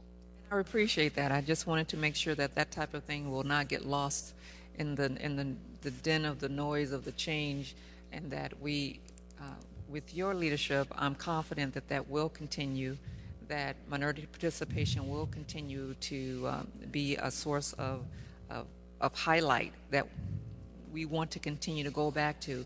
I continue to remember the Folkers Avenue construction, where it set the model for participation in minority contractors, and I'd really like to see that happen more and more, so thank you for that. Thank you, Councilor. Councilmember Gribb. Any vote which occurs tonight to do some outsourcing to private companies does not preclude a future city council or future administration from finding it to be more feasible, more productive, more economical to hire engineers to work for the city of Peoria. Right now, we have a certain structure to the supply-demand curve. That may all change. There are probably maybe some high school students listening thinking about becoming engineers, and they want to stay in wonderful Peoria, Illinois. And so they may end up wanting to work for the city of Peoria, Manager Urick, and we certainly would encourage them to do so. Now, when it comes time to execute important road projects, as all the district council members know, and I believe all the at-large, we do engage consistent with our complete streets plans, our public, and who is going to be conducting those meetings. Of course, when it's in a particular district, all the at-large, the mayor, district persons will be there. But who's going to be conducting those meetings? Our program managers. And they report to whom? To the city engineer and myself. Okay, and you'll be there as well? Correct. Or staff. A member of staff will be there as well. And Manager Urick, as you know, just for one intersection alone, we had numerous colloquia that happened to be convened at Bradley University. So I think Councilor Jensen hit the nail on the head a few minutes ago when she asked about quality control and how we're going to be interacting with the public. So I think we have a sufficient overlay of supervision to allay any concern I have. Thank you, Mayor. Thank you. Councilmember Ali. Thank you, Mayor. I know we talked about this, Director Powers, but I just wanted you to reiterate. Any outsourced position doesn't include any positions that are under labor agreements. Is that right? There's one, and that position will be classified or reclassified as a part of the oversight of the contract and in the same union. So the position will not be outsourced?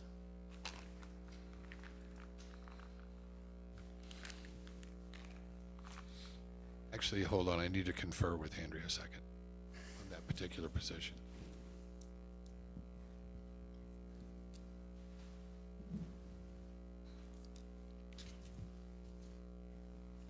Sorry, we were confused over the assistant city engineer. That is correct. We will be taking one of the positions and reclassifying it within a contract oversight within the same union. Okay. Thank you, Director. Thank you, Mayor. Thank you. I'm seeing no other discussion points. If we want to, we'll start individually on each one of these four. We need a motion and a second. So on item A for the stormwater program, engineering services, Councilman Kelly. Move for approval. Thank you. Motion to approve, seconded by Councilman Ruckriegel. Discussion. Please cast your ballots.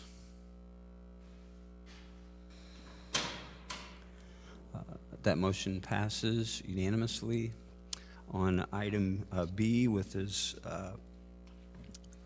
engineering services program manager, Councilman Grab, motion to approve, seconded by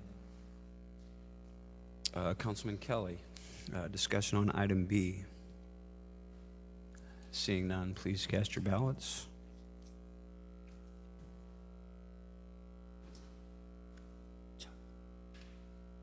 Councilman Grab. There you go. That motion passes unanimously. We're on item C, which is the construction program manager. Councilmember Moore, motion to approve, seconded by Councilmember Ali. Is there discussion on this item? Seeing none, please cast your ballots.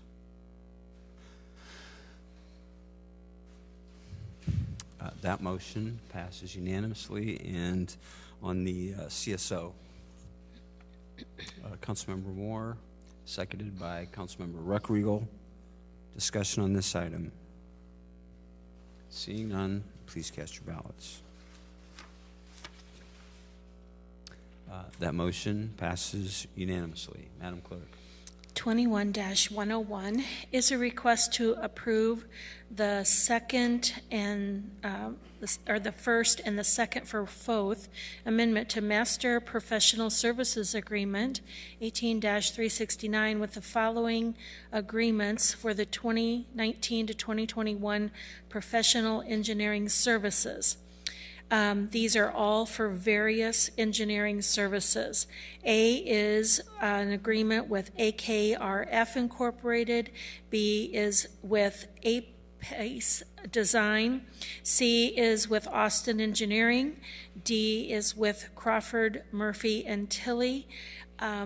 E is with Dewberry Architects. F is with Farnsworth Group. G is with Foth Infrastructure and Environment. H is Hanson Professional Services. I is Herman and Associates. J is Hutchison Engineering. K is Infrastructure Engineering. L is with Mar Stoltz Incorporated. M is with Midwest Engineering Associates. N is an agreement with Millennia Professional Services of Illinois. O is an agreement with Moore and Kerr Engineering and Land Surveying. P is an agreement with Prairie Engineers. Q is with Symboyant Science Engineering and Construction. R is with Terra Engineering Ltd. And S is with Wood Environment and Infrastructure Solutions. And all of these would end December 31, 2022. We don't need 19 motions on this, do we? If there's no objection, if you would like to take one vote, and we would certainly record it individually, Okay. if that's the pleasure of the council. Thank you. Any discussion on this item? Councilman Kelly. Thank you, Mr. Mayor. Director Powers, just for our comfort, the what should we call them? The master, the program managers are never in a position where they are managing themselves. Is that correct? Correct, Counselor. We have built ethical barriers in these relationships. Because, of course, there are duplicate names in both lists. Thank you, That's what I Mr. was Mayor. inferring earlier, sir. Thank you, Councilman. Councilman Gribb? Not necessary now. Okay, thank you. If there's no discussion, we take a motion to approve Councilman Euler, seconded Councilman Ruckriegel. Please cast your ballots. The motion passes unanimously. Madam Clerk. 21-102 is a request to approve the virtualization of the Tyler ERP system and associated security and business recovery services and expansion of implementation, management, training, and other support services. Mr. Manager? Thank you, Mr. Mayor. I'd like to ask Assistant City Manager Ralphler to come to the microphone to explain what we're trying to do here with our enterprise financial system and software system. Yes, the current version of our enterprise system is an on-premise system, which means we own the server and all maintenance, upgrade and update activities. With the roadmap that Tyler ERP system and as a corporation that they have for their product, we already had a plan in place to go to a virtual product or software as a service by 2023. As a result of recent departures and anticipated departures, we feel it would be in the best interest of the city to move that implementation, which we would have budgeted for next year in order to be implemented by 23, to this year. We have had a wonderful negotiation with Tyler, and they are willing to forego, or rather delay payment for the first year to January so that we have a minimal budgetary impact to move forward our implementation, because they believe that we do have a need to move this forward. They agree with our assessment, and they're a strong partner. As a result of the departures, we're also asking for some additional support from Tyler. This would help not only with our current implementation, but also moving through a number of updates that we're behind right now. And that would be the payment that would need to be made this year, along with a small implementation fee for the server and hardware and that they would need to implement on our behalf, because we do have a private server for this process, and VPN and some other hardware would be required. So that would be $88,000 for the services suite, which would be available for an entire year. It would be inclusive of all training, all of our training requirements, a number of customization elements, and then it would also include an immediate implementation process. So our implementation would begin in April of this year. So rather than doing an independent update, we'd have full support of this update. So that's essentially an expediting of a solution we were expecting in order to handle a movement of personnel we were not. Hope that was clear. This has also been an area that the Assistant City Manager has been pretty involved in as well, in addition to her other duties. So I'm sure that having this is an option to take some of that weight off of her shoulders until a director is put in that position will be helpful for some of her other duties as well. Any discussion, questions for the Assistant City Manager, or a motion?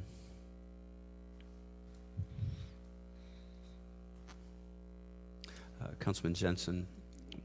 Mr. Mayor, I just want to make sure I'm understanding this correctly. In your presentation and in the agenda item, it says that, the ongoing cost will increase by $227,000 annually. That is But then correct. you also note that we won't have to make a payment on the migration until January of 2022. So will that be in addition to the increase of the $227,000 annually? That is the 227, yes, that is an increase that will begin in January, though our implementation will start immediately. So they're delaying that expectation of payment. Right, I understand that, but so is that an additional cost? That's correct. So it'll be $227,000 plus the cost of the migration No, payment? I apologize. The total cost will be that new number, that 415. Okay, so the 415 includes the migration payment. It'll just be postponed until 2022. Correct. But Okay. we do have an immediate amount that we need to pay. Is that the 105,000? 105,000? Correct. Okay. And that's for all of the hand-holding and professional services we're going to be receiving. I do want to add, I'm sorry that I forgot this the first time, we're also going to be receiving a complete suite of cybersecurity and business recovery, which we do not have in place today. So there's going to be a strong, part of the reason that cost is so strong is because of the value-added services that come with software as a service. Okay, thank you. Councilman Ruckriegel. Make a motion to approve. Thank you. Seconded by Councilman Sear. Any further questions on this item? Seeing none, please cast your ballots. That motion passes unanimously. Madam Clerk. 21-103 is a request to adopt an ordinance amending the City of Peoria 2021 revised annual budget relating to the use of the sewer fund balance in the amount of $800,000 for design, monitoring, and televising sewers. I don't know if Director Powers or the manager wants to give a quick snapshot on this. Director, I'll let you go ahead and explain. Excuse me, I think my mic was on. I wasn't here for all of it, but I understand that December of 2020 was somewhat of a celebration of a very long and arduous process of entering into a consent decree with US EPA, and this would be the first step moving us forward toward our first milestone in the first year work and design, phase one engineering, televising, so on, and kicking us off toward our goal of the overall 18-year program and abating CSO. Okay, thank you. Questions or discussion on this item? Councilman Gribb. Did you ever think we would be here? A long time coming. It's a long time coming. And I just have to be grinning from ear to ear. This is amazing, $109 million of expenditures rebuilding our city using a green model, not a gray model. Local labor, head of household jobs, 18-year time frame beginning in 22. I, of course, will enthusiastically support this. Director Powers, with the details, are we beginning to imagine, to go more than just imagine, but conceive of the runoff geometry and where we need to do this work in our city? And impacted neighborhoods, do we have some kind of plan, maybe not final yet, in mind? For the first phase, yes, Councilor, we do. And that first stage would last how many years? Well, meaning our first year project's already under design, and in that year we don't have, in fact, I think that's the one firm that is not in the audience that could have shared them with us, but we do have those projects outlined. And then at some point in time, you're going to have, indubitably, another one of those very important meetings, similar to what you already conducted, to ensure that all city councilors and the new mayor knows where this work is going.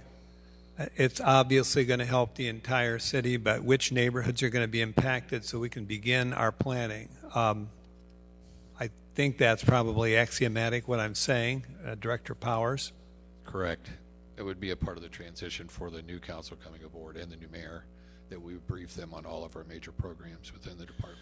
Because this begins in 22, so planning, I'm sure, it's already underway, and 21 is going to be a critical year so we can understand what this runoff geometry is going to mean for our neighborhoods. Thank you, Mayor. Thank you, Councilman. Councilmember Moore. Thank you, Mr. Mayor. Director Powers, can you tell us specifically where the lion's share of this work will be taking place? I'm sorry, I do not. I may have to defer to the city manager for the project parameters.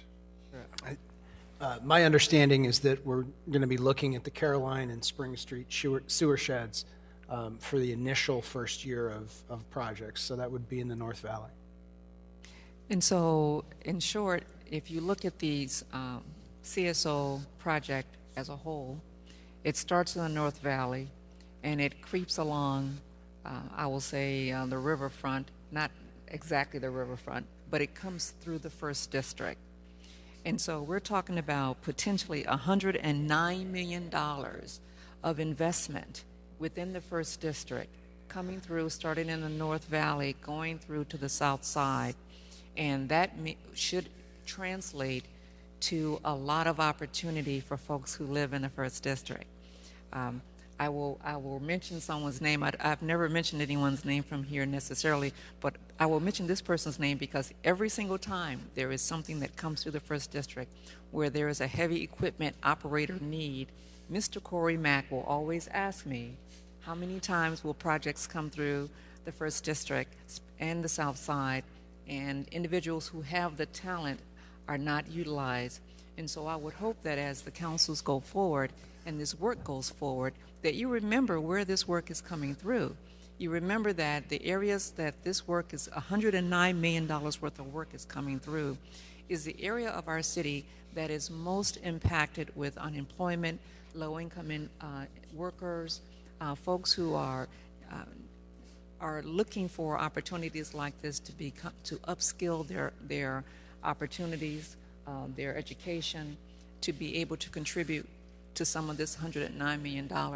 It would be unfortunate if after 18 years there's very little to show for those who reside in this district to obtain some work, to increase their level of income, to reach another level of where they are in our city.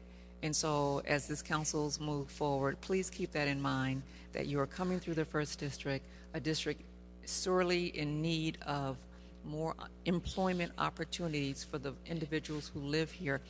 Councilman Graham talked about maybe there are some high schoolers out there who want to be engineers. Well, if they're in high school, by the time this project is completed, they would have completed college and should absolutely be able to work on some of this work. And if we continue to look to our young people to keep them here, these kinds of opportunities, if done correctly and communicated correctly to our educational system, we should be able to grow our own, keep our own, and employ and pay our own very well. Thank you. Thank you. Councilmember Sears next. Thank you, Mr. Mayor. Just a couple questions for City Manager. How was this account selected, and what's the account balance for the $800,000? Well, this is out of our sewer fund.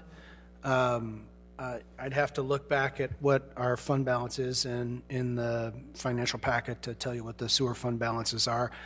We should have sufficient funding, though, in the sewer fund to cover this. Our plan, as you know, we presented earlier this year a proposal on the sewer fees to establish a CSO sewer fee that would go on the bill. It would be of no financial impact for the first 4 years of this project.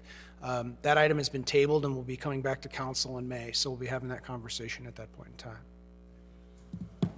Ahead of the game a little about that conversation. When we talk about $109 million, which is a great job by yourself and your staff, because when we started many years ago, we were talking about $300 or $400 million. but I just want to make sure to start the conversation. The $109 million is the cost of money today, correct? That is- I mean, that- by 18 years from now, and it'll really take 35 years to complete the whole project, it'll be a lot higher than $109 million, correct?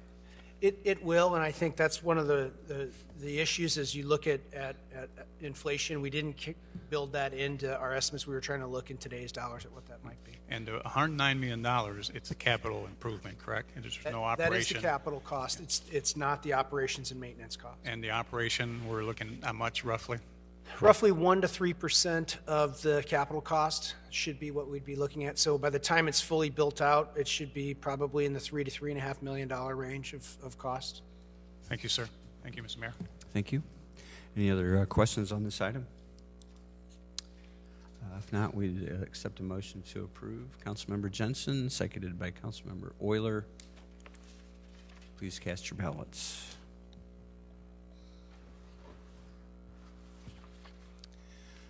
That motion passes unanimously. Madam Clerk.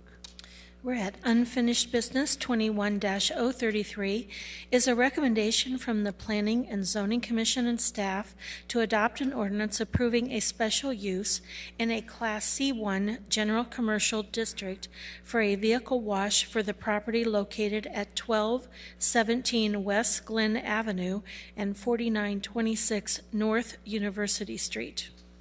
Thank you. Councilmember Riggenbach. Thank you, Mr. Mayor. I would move for approval, adding one more special condition, which would be dual lanes at the exit. So there would be a dedicated lane heading south and a dedicated lane heading north. Is there a second? Seconded by Councilman Sear. Councilman Riggenbach. Thank you, Mr. Mayor. Well, after several months of discussion and social media presence on this, we have a lot of information gathered that's been presented to council members here in the last week as part of this agenda. But before we get into the meat of that and before I turn it over to Director Black, the property owner, the Joseph family, and their attorney, Seth Uphoff, would like to say a few words to the council. So, seeing no objection, Mr. Uphoff.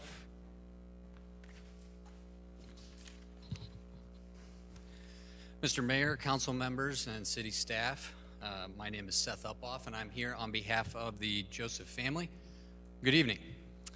I want to start off by thanking you for this opportunity to give us just a few minutes of your time to tell you a little bit about this project and this issue. As you may know and hopefully understand, the Joseph family owns the property at the corner of University and Glen, and they've entered into a contract with Club Car Wash to sell that property to them to be redeveloped and revitalized.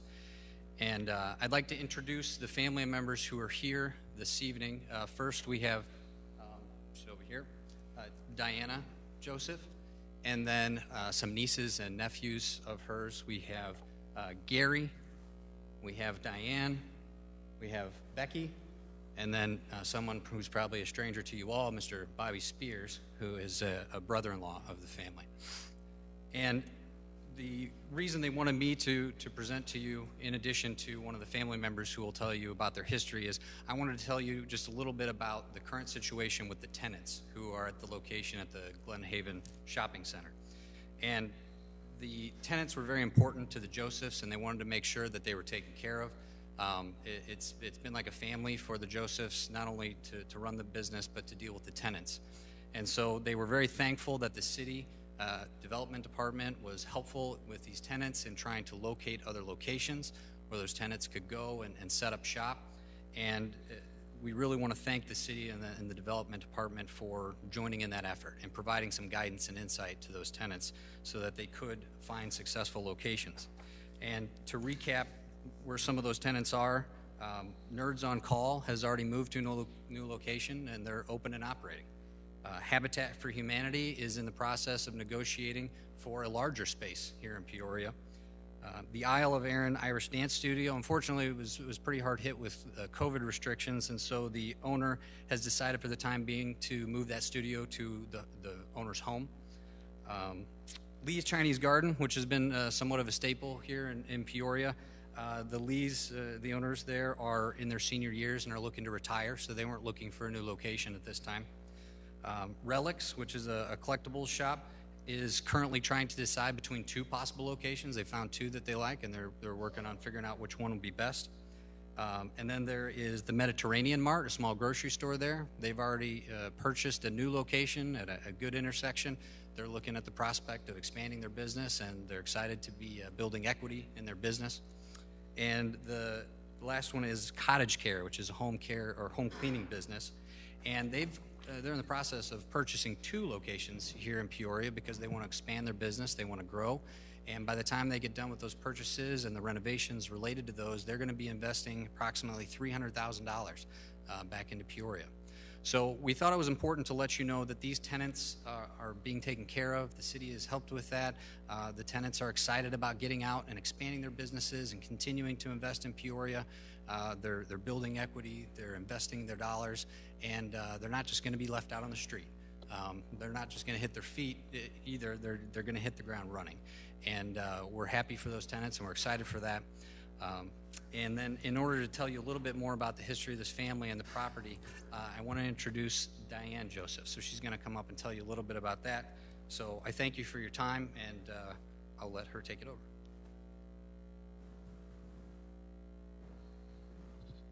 I also want to thank you very much on behalf of our family that you're giving me the minutes to speak here.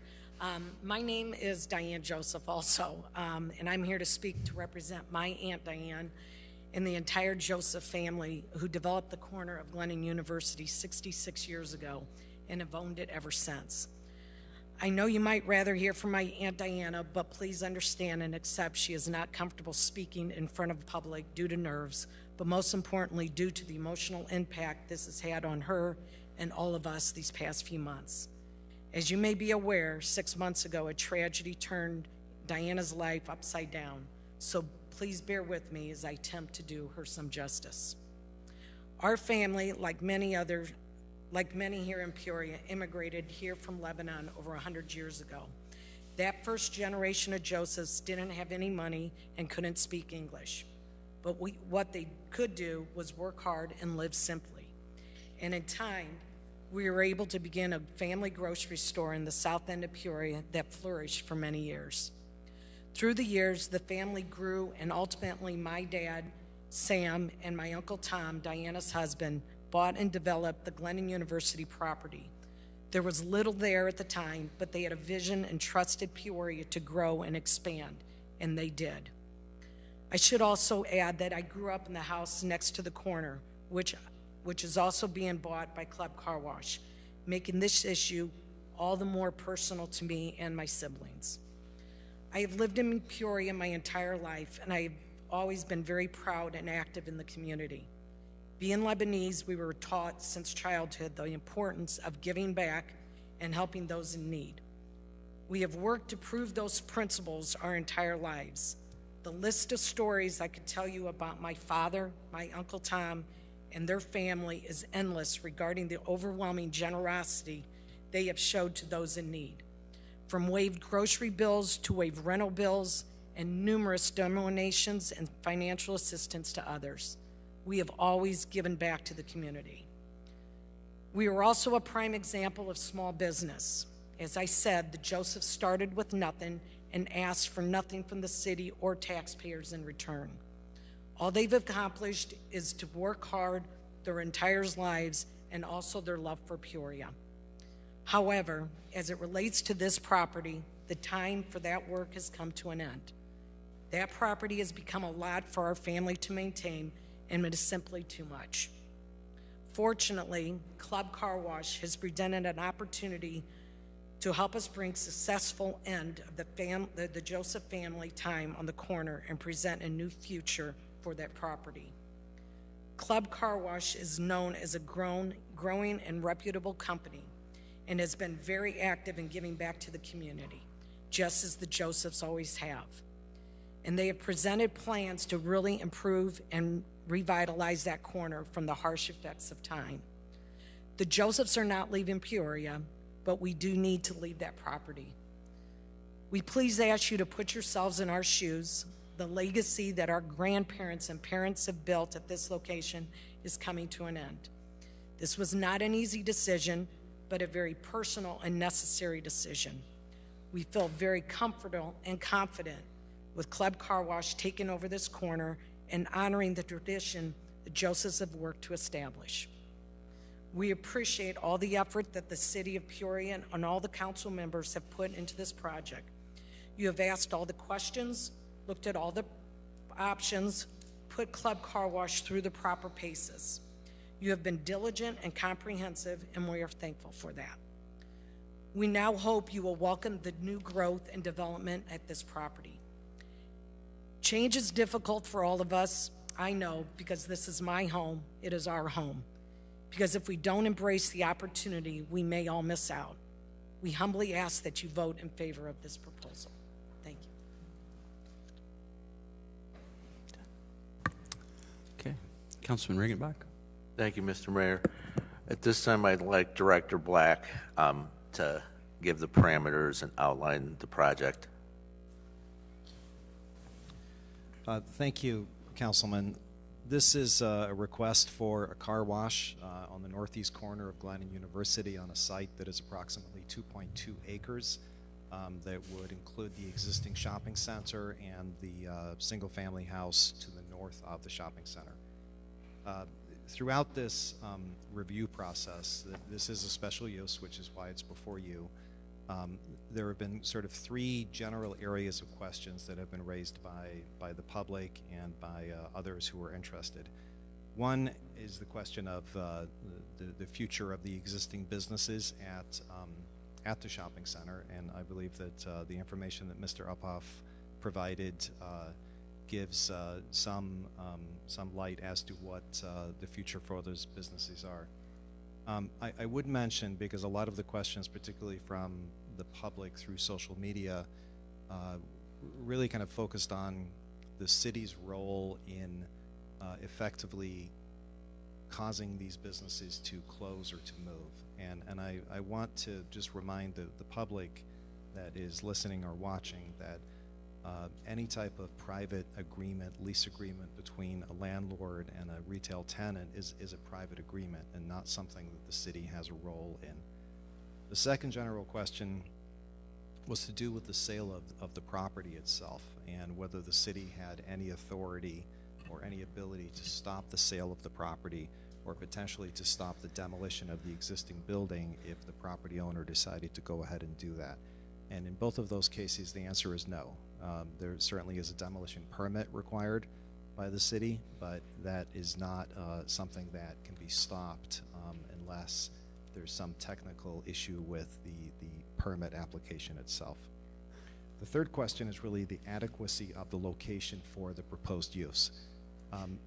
From the city staff perspective, this is a technical review, and it's no different than a technical review that we would go through for any type of development application, whether it's a residential use, a commercial use, an office use, or an industrial use. We base our recommendation upon the data that is provided to us, the city regulations that have been adopted by the city council, and our experience as your professional staff to make a recommendation. In this particular case, the staff recommendation that went to the Planning and Zoning Commission was to approve. The Planning and Zoning Commission, their role in this is to hold a public hearing in order to hear from the public any questions or any issues that may arise. The Planning and Zoning Commission ended up voting affirmatively for this, and that is what is before you today. There have been some questions that have been raised in the meantime relative to traffic, both at a public meeting that was held in March, and then also just through emails and telephone conversations. The Club Car Wash Company has provided city staff with updated information on their traffic numbers at all of the other locations they have throughout the Midwest, which provides a far richer level of detail than the basic data that we can find in the ITE manual, which is the manual that we use to look at traffic counts. After reviewing all of that data, the average daily numbers for each location, and then the peak numbers for each location, the opinion of city staff has not changed, that this is a project that we would recommend approval for. Councilman? Thank you, Director. So I want this to be heard that there is no city involvement in this project. This is not a city-driven project. The city is not making an investment in this project. This project came forward by professionals in the car wash industry who see Peoria, who see this area as an opportunity for growth. I've heard a lot of people talk about we have enough car washes. Well, as a councilman, that's not my choice. That's not my decision to make. And I think we just want to just observe how many times you see a Walgreens next to a CVS or a Hy-Vee across the street from a Kroger. I don't understand the logic of all of that from a marketing, from a business point of view, perhaps. But there are people who do this professionally who make those decisions, and they have chosen this project, this location, as the appropriate place for their expansion. As we've talked to folks, a lot of traffic concerns have been raised. We all know University is a heavily traveled street. How will this impact it? Well, we asked our Friends at Club Car Wash, and thank you for being here tonight. We have representatives from them in the audience, Alex Apter, Eric Kirchner, and Justin Barnes. So we appreciate your coming up from St. Louis to be here. We asked them not to give us the hypothetical numbers of what a car wash would produce, but we wanted to know what the numbers are that club car washes produce in cities similar to Peoria. As Director Black alluded, the daily average, was 542 vehicles. Now, I've heard, and we all know, I didn't wash my car this weekend when it was raining, so there's going to be days where it's 0. So let's look at the peak number. I believe this was year to date. 949 was their peak number in February. Now that sounds like a lot of cars coming and going, but listen to this. If we would allow a gas station to go there, which is permitted under current zoning, so if we vote this down, the Joseph family could turn around and sell it to a gas station tomorrow, and they could, the Institute of Traffic Engineers say you could expect 1,643 vehicles entering and exiting a day. Compare that to the peak number of 949. So 1,643. Well, what about a fast food restaurant? That's another permitted use. They would not have to come before this body to put a McDonald's or a Chick-fil-A there. You could expect over 1,300 cars a day coming and going. And we know how those drive-through lanes oftentimes back up. Now, there are those who yearn for the nostalgia of what that shopping center was 60 years ago. And with all due respect, it isn't fully leased today, but if it were fully leased, the Institute of Traffic Engineers project 1,900 vehicles coming and going. And this is all based on square footages. I talked with Nick Stouffer, our traffic engineer, to confirm that these numbers were legit. And he says this is what they base decisions on. So I would say to you tonight that this car wash use will be less intrusive on the traffic counts, less intrusive in the neighborhood than some of the, quote, permitted uses like a gas station or fast food restaurant. Thirdly, I would just want to point out the private property rights that we all hold dear. We heard Mr. Catton from the Realtors Association alluding to that earlier. A 66-year-old investment in our city when it was a field and a two-lane road out there should not be held up unless there's a reason to. We've talked about, this came before us in January, and we asked for a deferral to get more information. Well, first we asked for a deferral so we could have the Club Car Wash people present at a public meeting what their plan was. They did that in March. Hearing the concerns that were raised in March, we asked for additional information. We wanted to make sure that what they said and what they presented jived with what our professionals in-house would tell us.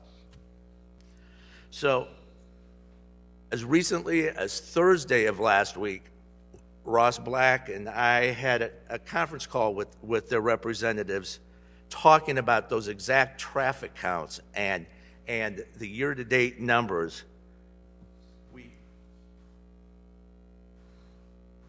We cannot, this is going to sound a little backwards perhaps, but there's no logical reason for us not to approve this tonight. There's no city involvement, no city investment. The traffic counts are actually going to be less impactful with a car wash as opposed to some permitted uses. And the free market of the United States of America allows the private property owner to decide what their property will be used for within the guidelines provided by our zoning, which brings us to where we are today. I just had one other note here. I didn't want to neglect Kevin Evans from our economic development team and the yeoman's job he did reaching out to every one of those businesses, asking them what they needed, how he could be of assistance. And as Mr. Uphoff said, they've all found locations in the city of Peoria to relocate. So I would respectfully ask my colleagues to support this based on the facts, on the evidence that we've collected over this time. And with that, I'll wrap it up. Thank you. Thank you. Questions from the council, Councilmember Ali. Thank you, Mayor Artis. Councilman Riggenbach, I think you've got some attorney in you, man. You made your case. I mean, my major concerns were the tenants and what's going to happen with the tenants, and I appreciate that update, Mr. Uphoff, that they're going to be taken care of. I appreciate the work of the city development, community development staff and the Kevin Evans, Mr. Evans, your work in helping them to get established elsewhere, hopefully all within the city of Peoria. My other concern was safety, and so I just thank you for the due diligence and all that work in assuring that this is not going to be a huge safety issue such as what we might have with a fully occupied marketplace or a gas station. So I would say that my initial concerns have been satisfied. I think that the owners have a right to sell, certainly. I think that they have a right to sell pretty much who they want to sell to, and the city's involvement is zoning, and zoning is recommending, staff is recommending approval. And the Joseph family, I grew up on the south side, and I frequented, along with my family, the Joseph's grocery store. I wish it was there now, where there's a food desert. But your legacy stands strong within our community, and I have no objection. I'm certainly going to approve this. Thank you. Thank you. We have Councilmember Jensen next. Thank you, Mr. Mayor. First, there's a couple other concerns that have been raised that I think Director Black, you and I've talked about, and I just want to make sure that those are cleared up as well. Some citizens are concerned about any potential environmental problems with regards to how the car wash will get rid of its wastewater. And can you explain the process and how that will be regulated? Thank you, Councilwoman. So the way, just again, for the listening public, the way the development process works is that assuming the council approves this special use tonight, the developer will then submit a set of detailed plans, construction drawings, and engineering drawings to city staff for our review and approval. While reviewing those documents, we will work with the local utility companies and to specifically answer your question, the sanitary district, to make sure that all of the discharge of any wastewater meets the requirements of the sanitary district, meets the requirements of the Illinois Plumbing Code, which is what the city plumbing inspector would look for. And because of this particular use, a car wash is required to get a permit from the state of Illinois, from the Illinois EPA, and without that permit, they would not be able to open and operate. And so that will have to all be done before the construction plans are approved by the city? Correct. The construction plans themselves would have to meet all of the applicable state and local codes, and then certainly during construction, city staff and state inspectors would be out there when appropriate to determine that all of the connections have been made in the way that they were supposed to be made. And so the car wash, like any business, any new construction business, would not be able to open without a certificate of occupancy, and they would not receive a certificate of occupancy until all of the applicable regulatory agencies have signed off on the construction. Okay, thank you. And then can you also explain, I think another email we received today was about how this parcel of land wasn't sufficient in size to accommodate a car wash. Can you explain, can you respond to that? Sure. So the proposed development parcel is about 2.2 acres. Just to kind of give an example that the local listening public will be able to perhaps understand clearly, is that Club Car Wash has two other locations here in Peoria. There's a location on North Knoxville that sits on 1.25 acres, and then there's a location on Sterling that sits on 0.76 of an acre. So this will be by far a much larger footprint than the other two locations they have in town. And based upon the information that they provided to us about their other locations around the Midwest, it will certainly be one of the largest footprint locations that they have. The concern that was raised in terms of the number of vehicles at the location at any one time, what we look for is the stacking capacity. And the stacking capacity is something that we would look for in any type of vehicle-centric development, whether it's a car wash or a fast food restaurant where they have dual drive-through lanes, or anything else where there's an opportunity, coffee shops with a drive-through. And what we look at is how many vehicles can stack internal to the property before they start backing up onto the roadway. So for this particular proposal, in the main drive lane, there's a stacking capacity of probably close to 40 vehicles. And then there's a secondary driveway that could hold, I would say probably another 25 to 30 vehicles. So there's an immense amount of stacking traffic for a facility that moves vehicles very quickly through the actual wash. And the other aspect in terms of traffic that the public needs to keep in mind is that, unlike uses where there is where you typically would have an appointment or a reservation, a restaurant or a hairstylist or a doctor's office, car washes are more of a spur of the moment decision, and if someone is out to get their car washed, or if someone's out driving down the street and they decide to get their car washed and they notice that the car wash they're driving past looks really busy, they're probably just going to keep going and come back at another time. The reality is that nobody has to wash their car right now. They can always come back an hour later or the next day or a week later. So we are confident that there is enough internal stacking for this particular use, and we're confident that it would not create any additional traffic impact on Glen or University. Thank you, Director Black.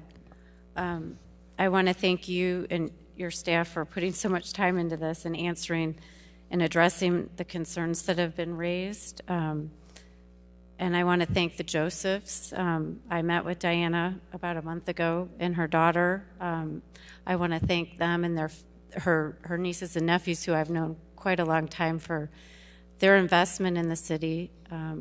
I will be supporting this. I think the concerns that have been raised have all been addressed.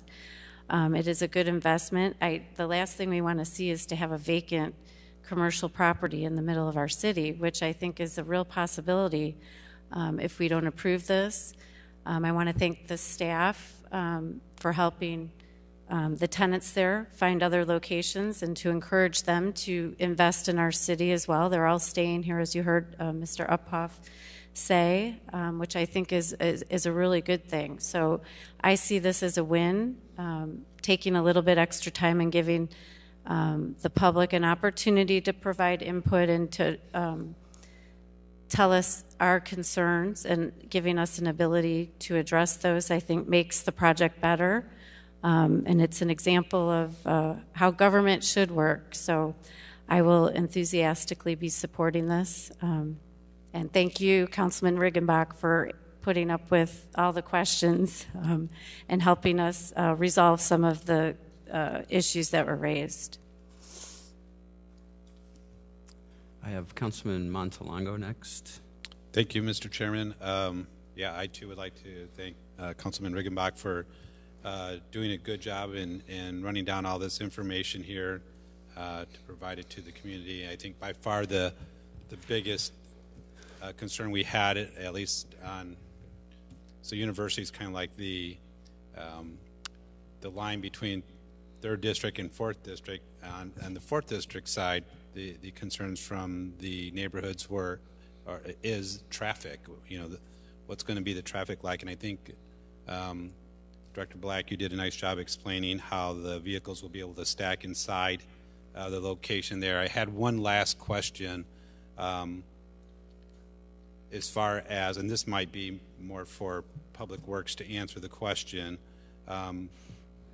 just to ensure that there's not going to be an issue with traffic. Is it prohibitive to cars stopping on University to turn into that location, or Glen, I guess, as well, creating a backup on the road itself? Councilman, so southbound traffic on University will be able to turn into the car wash. However, there is a center turn lane on University at that point that is approximately 400 feet long. So there is well more than needed stacking opportunity in that center turn lane. So there wouldn't be any impact on the actual through traffic on southbound University. On westbound Glen, traffic can turn in. There's no, and then traffic can also turn out from onto westbound Glen, but there is a median there, so there's no opportunity for eastbound traffic on Glen to turn in, or for traffic to come out of the car wash and turn eastbound on Glen. And the northbound on University? Yes, that's just a typical right out turn onto University. I will note that there is a change to the driveways on University. So currently, as you're probably familiar with that shopping center, there's a driveway almost right at the corner of University and Glen. It's in a very precarious position from a traffic standpoint because it is so close to the intersection, and a vehicle could be turning from Glen onto University and run into a vehicle that was trying to exit from that driveway. That driveway will be closed as part of this development. The driveway further north on the current shopping center site plan, where you would pull in close to where the Habitat Restore is right now, that driveway also will be closed. The new driveway will actually be further north, sort of straddling the current property line between the shopping center and the single family house. And so the further north that driveway goes, the easier it is for traffic to pull out and go northbound on University, because the distance between the intersection with Glen and the driveway is extended. I just want to make sure that cars will not be able to stop on University and be waiting to turn in there, causing a traffic issue at the lights at that intersection there. And I guess just wanting to know from our Public Works, it's probably be best maybe to hear from them on I guess the law I guess the law, traffic law on stacking up. Will cars be stacking up on University? Is that allowed or not allowed to happen? So, Councilman, I think I can address that question. So, northbound traffic on University that is turning into the car wash is no different than any type of right turn into a shopping center or into any type of retail store. Traffic will certainly slow as a car begins to slow down, and hopefully that car will put its turn signal on so that the vehicles behind it know what its intention is. So traffic will slow in that lane as cars turn in, but there's an immense amount of stacking distance once the cars turn into the proposed car wash. So when cars pull in, they won't just stop immediately, which is really what would cause traffic to back up onto Glen. In terms of vehicles coming to a complete stop on a public street for the purpose of turning in, I don't believe that it is advisable at any time that something like that happens. And again, based upon the analysis of the site and the typical numbers and the peak numbers that we've seen for a car wash, we do not anticipate that will happen. And that's what I wanted to make sure of, that, and I totally understand the numbers on stacking on the inside. I just want to make sure that it's known ahead of time that, and I recognize that cars will slow down like in most other places to take a turn in to whatever parking lot they're going into, but just making sure that there's not going to be stacking allowed waiting to turn in there if it's that busy. That's not what we're looking for, and that's the concern that residents have, to make sure that there's not going to be a traffic issue with it. I'm happy to see that they're stacking, and just, I guess, going forward that, I guess that would be a violation of some sort, I guess, if there's going to be stop on University, especially in that location, for the traffic, and that just would create a mess. But so cars would have to just move on, I guess, instead of stopping. I totally understand the slowing down part of it. That would just be my concern with it. And I guess at some point, I guess if that becomes an issue, it'll be something to address. I plan to support this tonight. I'm happy to hear about the stacking, and it appears to be enough to hold the traffic, and that was one of my big concerns. And happy to know that the businesses will and have found a new home. And it was really nice to hear the story from the Joseph family. So, and congratulations and good luck. And I hope this passes tonight. Any further discussion on this item? A couple quick notes that I'd like to make. Number one is to the Club Car Wash folks, and I appreciate that Councilman Riggenbach asked them to be here as well. As I'd kind of like to issue a challenge. You know, we've had a number of new car washes come to the community over the last several years. Some people have opined that with some of the services that are offered in the new car washes with free vacuuming and everything else, that it seems like the car wash business has become a race to the bottom. And, you know, we have a couple relatively new car washes here. One's on Knoxville and Richmond, and there's another same organization out on Allen Road, just north of Pioneer Park, that I personally have witnessed a significant diminishment of the attention that is being taken to the property in terms of garbage and just the general upkeep of it. So I would challenge Club Car Wash, who has an outstanding reputation from everything that I've read, other communities that I've talked to, but don't be the leader in that respect, and help us to encourage those other car washes to achieve the same standard that you want to set.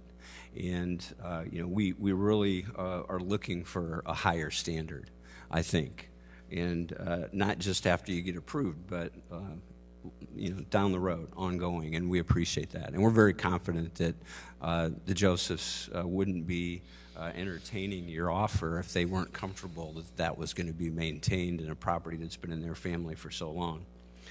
Second of all, I'd like to just thank the Joseph family. We realize that this has been a very just a tough process, which you run into sometimes with zoning issues, but at no time ever during any of this discussion has the integrity of the Joseph family been questioned. As a matter of fact, I think that it got this far because of the Joseph family reputation in this community. Everybody knows the Josephs family, and hardworking, generous, good neighbors, good business folks, highly regarded and highly respected in our community. So to the extent that it's been difficult, we understand that, but we just want, I just want to publicly say, I know on behalf of the entire council, this has never been a question of the value of the Joseph family and what you mean to our community, and we thank you for that.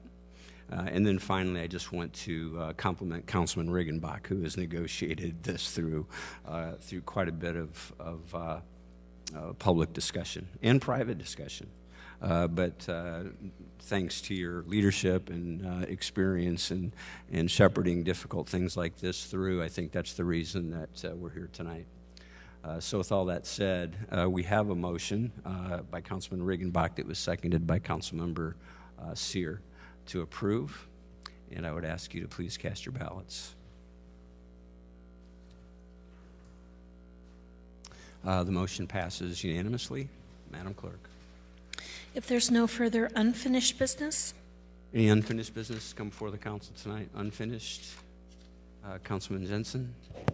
Thank you, Mr. Mayor. I just wanted to follow up. I think at the last meeting we had, I asked the city manager to prepare a report back on his recommendations about the stimulus money and plan going forward, so that we have some time to analyze it and review it and consider it with enough time before we have to vote on it. So one of the things that we're waiting on before we would present any recommendations is some guidance from the U.S. Department of Treasury. At this point in time, we don't have any guidance yet on the funds. We're participating in NLC calls every week from the National League of Cities to listen to how they're talking about the rollout. There is no timeline yet. They do think that sometime before the monies are set to be sent out to local governments, the Treasury Department will release their guidance. But at this point in time, we don't have anything, so it's difficult for us to react to and craft any recommendations without knowing what those requirements are that the Treasury Department is going to be putting in place. Do you anticipate a timeline at all? I'm thinking that their requirements, based upon when the bill was signed into law, they have to have something out to us, I think by the end of May is when the first tranche of funding has to come to the city. So hopefully sometime in early May, we'll see some guidance from Treasury. Okay, thank you. I just want to make sure that we get the information in your proposals with enough time for us to consider it and analyze it. Thank you. And I do think that as I mentioned at our last meeting, once we have that guidance and we're able to put our recommendations together, that we should have a policy session that we spend some time where we can sit down and talk through all of that. Thank you. Any other unfinished business? Madam Clerk? We would be at new business. New business to come before the council? Anything new? Councilmember Ali? Yes, thank you, Mayor. It just happens to be Fair Housing Month, and I want to share some information about the Illinois Housing Development Authority Smart Buy program. Many people know that IDA it's called, the Illinois Housing Development Authority. It was created by the state legislature back in 1967, and its mission originally was to help meet the need for affordable rental housing in Illinois, but its scope expanded to reflect the changing need of home buyers, home owners, renters, and entire communities. So IDA has created a program to assist especially new home owners or home buyers. It's a program called Smart Buy. This past December, IDA launched a new down payment assistance program utilizing $25 million in Rebuild Illinois capital funds that were allocated to the authority by the Illinois General Assembly. The IDA Mortgage Smart Buy program provides a safe, affordable 30-year fixed-rate first mortgage with a deferred $5,000 for down payment and/or closing cost assistance.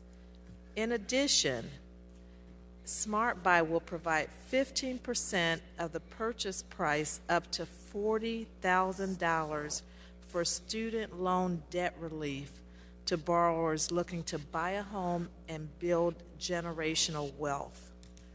This program will increase home purchase accessibility. It will help grow the middle class and increase home ownership opportunities for low to moderate buyers across Illinois affected by increasing student loan debt.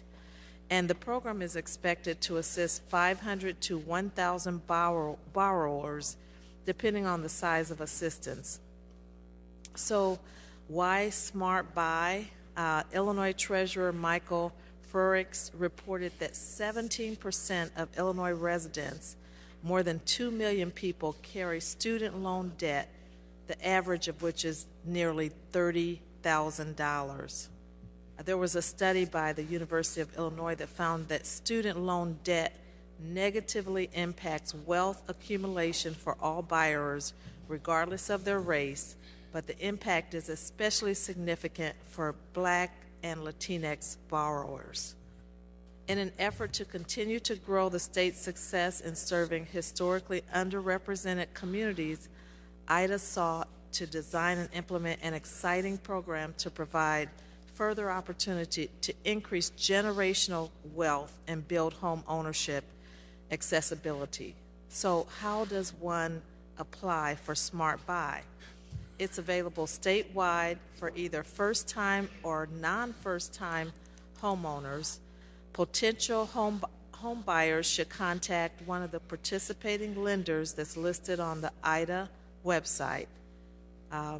This could be Central Illinois Smart Buy lenders include Regions Bank, Caliber Home Loans, and Waterstone Mortgage. To be eligible for Smart Buy in Peoria or Tazewell County, the household has to have an income at or below $100,920. The home purchase price has to be at or below $294,600 for a one-unit house, and the credit score has to be at least 640. Borrowers are required to receive housing counseling before they purchase. Again, this is an opportunity that we want to make known within our Peoria city and community. Thank you, Mayor. Okay, thank you. Any other new business this evening? New business? I would just have one, Mr. Manager. I would ask that we would put an item in front of Planning and Zoning Commission to have a discussion on the continued need to have a car wash considered a special use in the city of Peoria, just for discussion purposes and potentially to come back to the council as an agenda item. Seeing no other lights, Madam Clerk. We would be at citizens' opportunity to address the city council, and I have received one email today, so do you want me to read it now? Please. Okay. This is from Carrie Alms, and it pertains to Peoria City Council appointments to fill vacancies. Over the past 16 years, there have been multiple opportunities to fill vacancies created on the Peoria City Council. Each time, the appointment process has been inconsistent and has appeared to have favored the mayor's choice. Ensuring that there is a level playing field and eliminating the appearance of manipulation will require that the newly elected mayor and city council members approve a written process and policy to prevent favoritism. Any appointment to the Peoria City Council should be on the merits of any given applicant to help our city move forward to success and help to facilitate a thriving community. Any opportunity for a Peoria City Council appointment must be conducted with the utmost transparency, with a process and policy that has been publicly vetted and voted upon by the newly installed mayor and city council members. The prospective candidates and the community should be informed of the process and policy that will be followed. This should include the following: the written requirements for application for a Peoria City Council appointment, the interview process to be used by the mayor and the city council members. The scoring process should be used by the mayor and the city council members to rank the applicants. The selection process to be used by the mayor and the city council members to determine who will fill the seat. Adopting and publishing a written appointment process will promote the public's confidence and trust in the mayor and the city council members who will be installed in office on May 4th. Okay, thank you. We have one in-person citizens to address. Mr. Michard.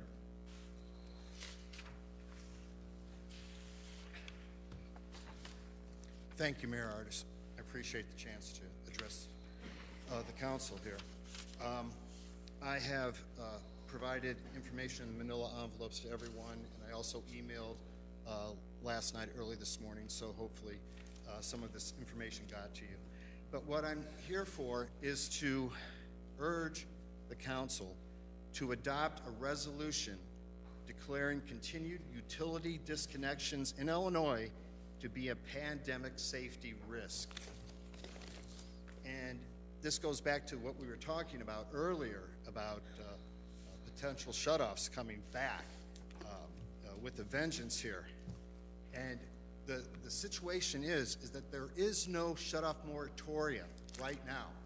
The city, the state is exposed. All the residents, especially the low-income residents, are totally exposed, and shutoffs are just at the whims of these massive utilities like Ameren. In fact, they're supposed to begin tomorrow, April 14th. The moratoria ended on March 31st, started at the beginning of the month, and there is no protections right now. So that's the situation that we find ourselves in. That's why this resolution is very important. what it is. You were talking, some of the people here, they were talking about numbers, trying to go to Ameren and trying to find out how many potential shutoffs are going to happen. Well, we've done the data on here, the campaign No Ameren Shutoffs, which is an all-volunteer, no money, statewide campaign. We found out that 4,683 household utility services were disconnected from September 2020 through February of this year in the city of Peoria. And of those 4,683, almost half of them, 2,001 households, were in the poorest zip codes, 61605 and 61603, where I live. So there's a good indication of what is going to happen. Again, if people don't get safeguards. And the situation is, as we all know, the pandemic is getting worse. Peoria is a hotspot, a nationwide hotspot right now for pandemic outbreaks. According to the New York Times on Saturday, April 10th, Peoria is number 5 in the nation at the fastest rising new COVID cases, and Peoria is also number 9 in the nation in metro areas with greatest number of new COVID cases relative to population in the last 2 weeks. COVID is exploding. It is skyrocketing in Peoria. Now, maybe some people here, who have a lot more money, live in a better neighborhoods, they might not see it, but my God, we all read the newspapers. We all know what's happening. This is something that is not being hidden, especially in the underserved neighborhoods. It's exploding across Peoria right now. So what this resolution does is we're asking just for the city to go on record that the city of Peoria declares the termination and disconnection of utility services by any utility provider that constitutes a pandemic safety risk until we have reached at least herd immunity and appropriated federal funds. We also, the city of Peoria, through this resolution, would call on the governor to reenact a mandatory moratorium on utility disconnections without means testing. Also, that the city of Peoria would call on the Illinois Senate to pass House Bill 2877 to relieve Illinoisans' rent and utility debt. Now, this is a very important resolution. It would put the city on notice and get City Hall standing with the people who need the help the most. And this is something that is not coming from the far left. This is something just yesterday, the Urbana City Council unanimously passed this resolution, a similar resolution with their local unique features. They passed it on April 12th. So it's starting. The people in these various cities, our major cities, they're starting to step up and to provide protection, needed protection for the people that need it most in the city. In this city, in Peoria, we have other cities, Bloomington and Pekin, that are pursuing similar resolutions, like that was passed in Urbana just yesterday. And like I said, the utility shutoffs by Ameren are expected to start tomorrow, April 14th, throughout the state. And we could have another healthcare crisis on top of the one that we already have. Now, on top of that, Mr. Machado, we'd like to ask you to wrap here. We got a 5-minute speaking okay, limit. one other thing is that the city of Peoria, if you want to go beyond just a resolution, putting yourself on record, is that you have an emergency services and disaster agency ordinance, which can be used right now for the local officials to put on their own moratoria. The city attorney can look into this, but it is definitely possible. The city of Peoria can enact their own moratoria. I urge them please do this in case, Pritzker and the state authorities refuse to do it. Lives are at stake. When people lose their electricity, they have to double and triple up with other people.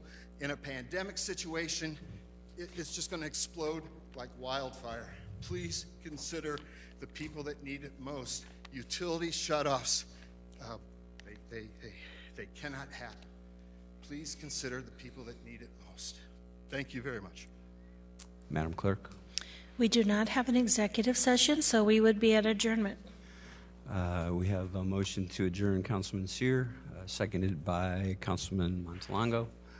If there's no further discussion, please cast your ballots. That motion passes unanimously. We'd like to thank Joe Deacon and his listening audience at WCBU and Cable Channel 22. This evening's meeting is adjourned.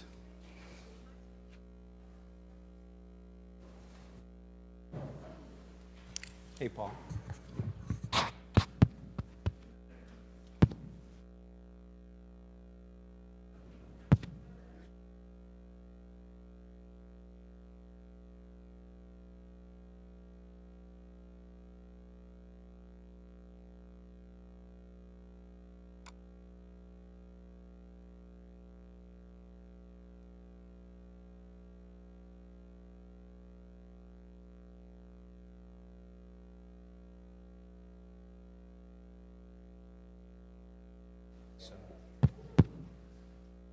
Sometimes it goes to green.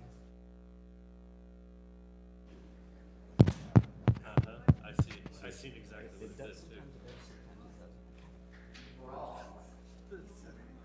But it's just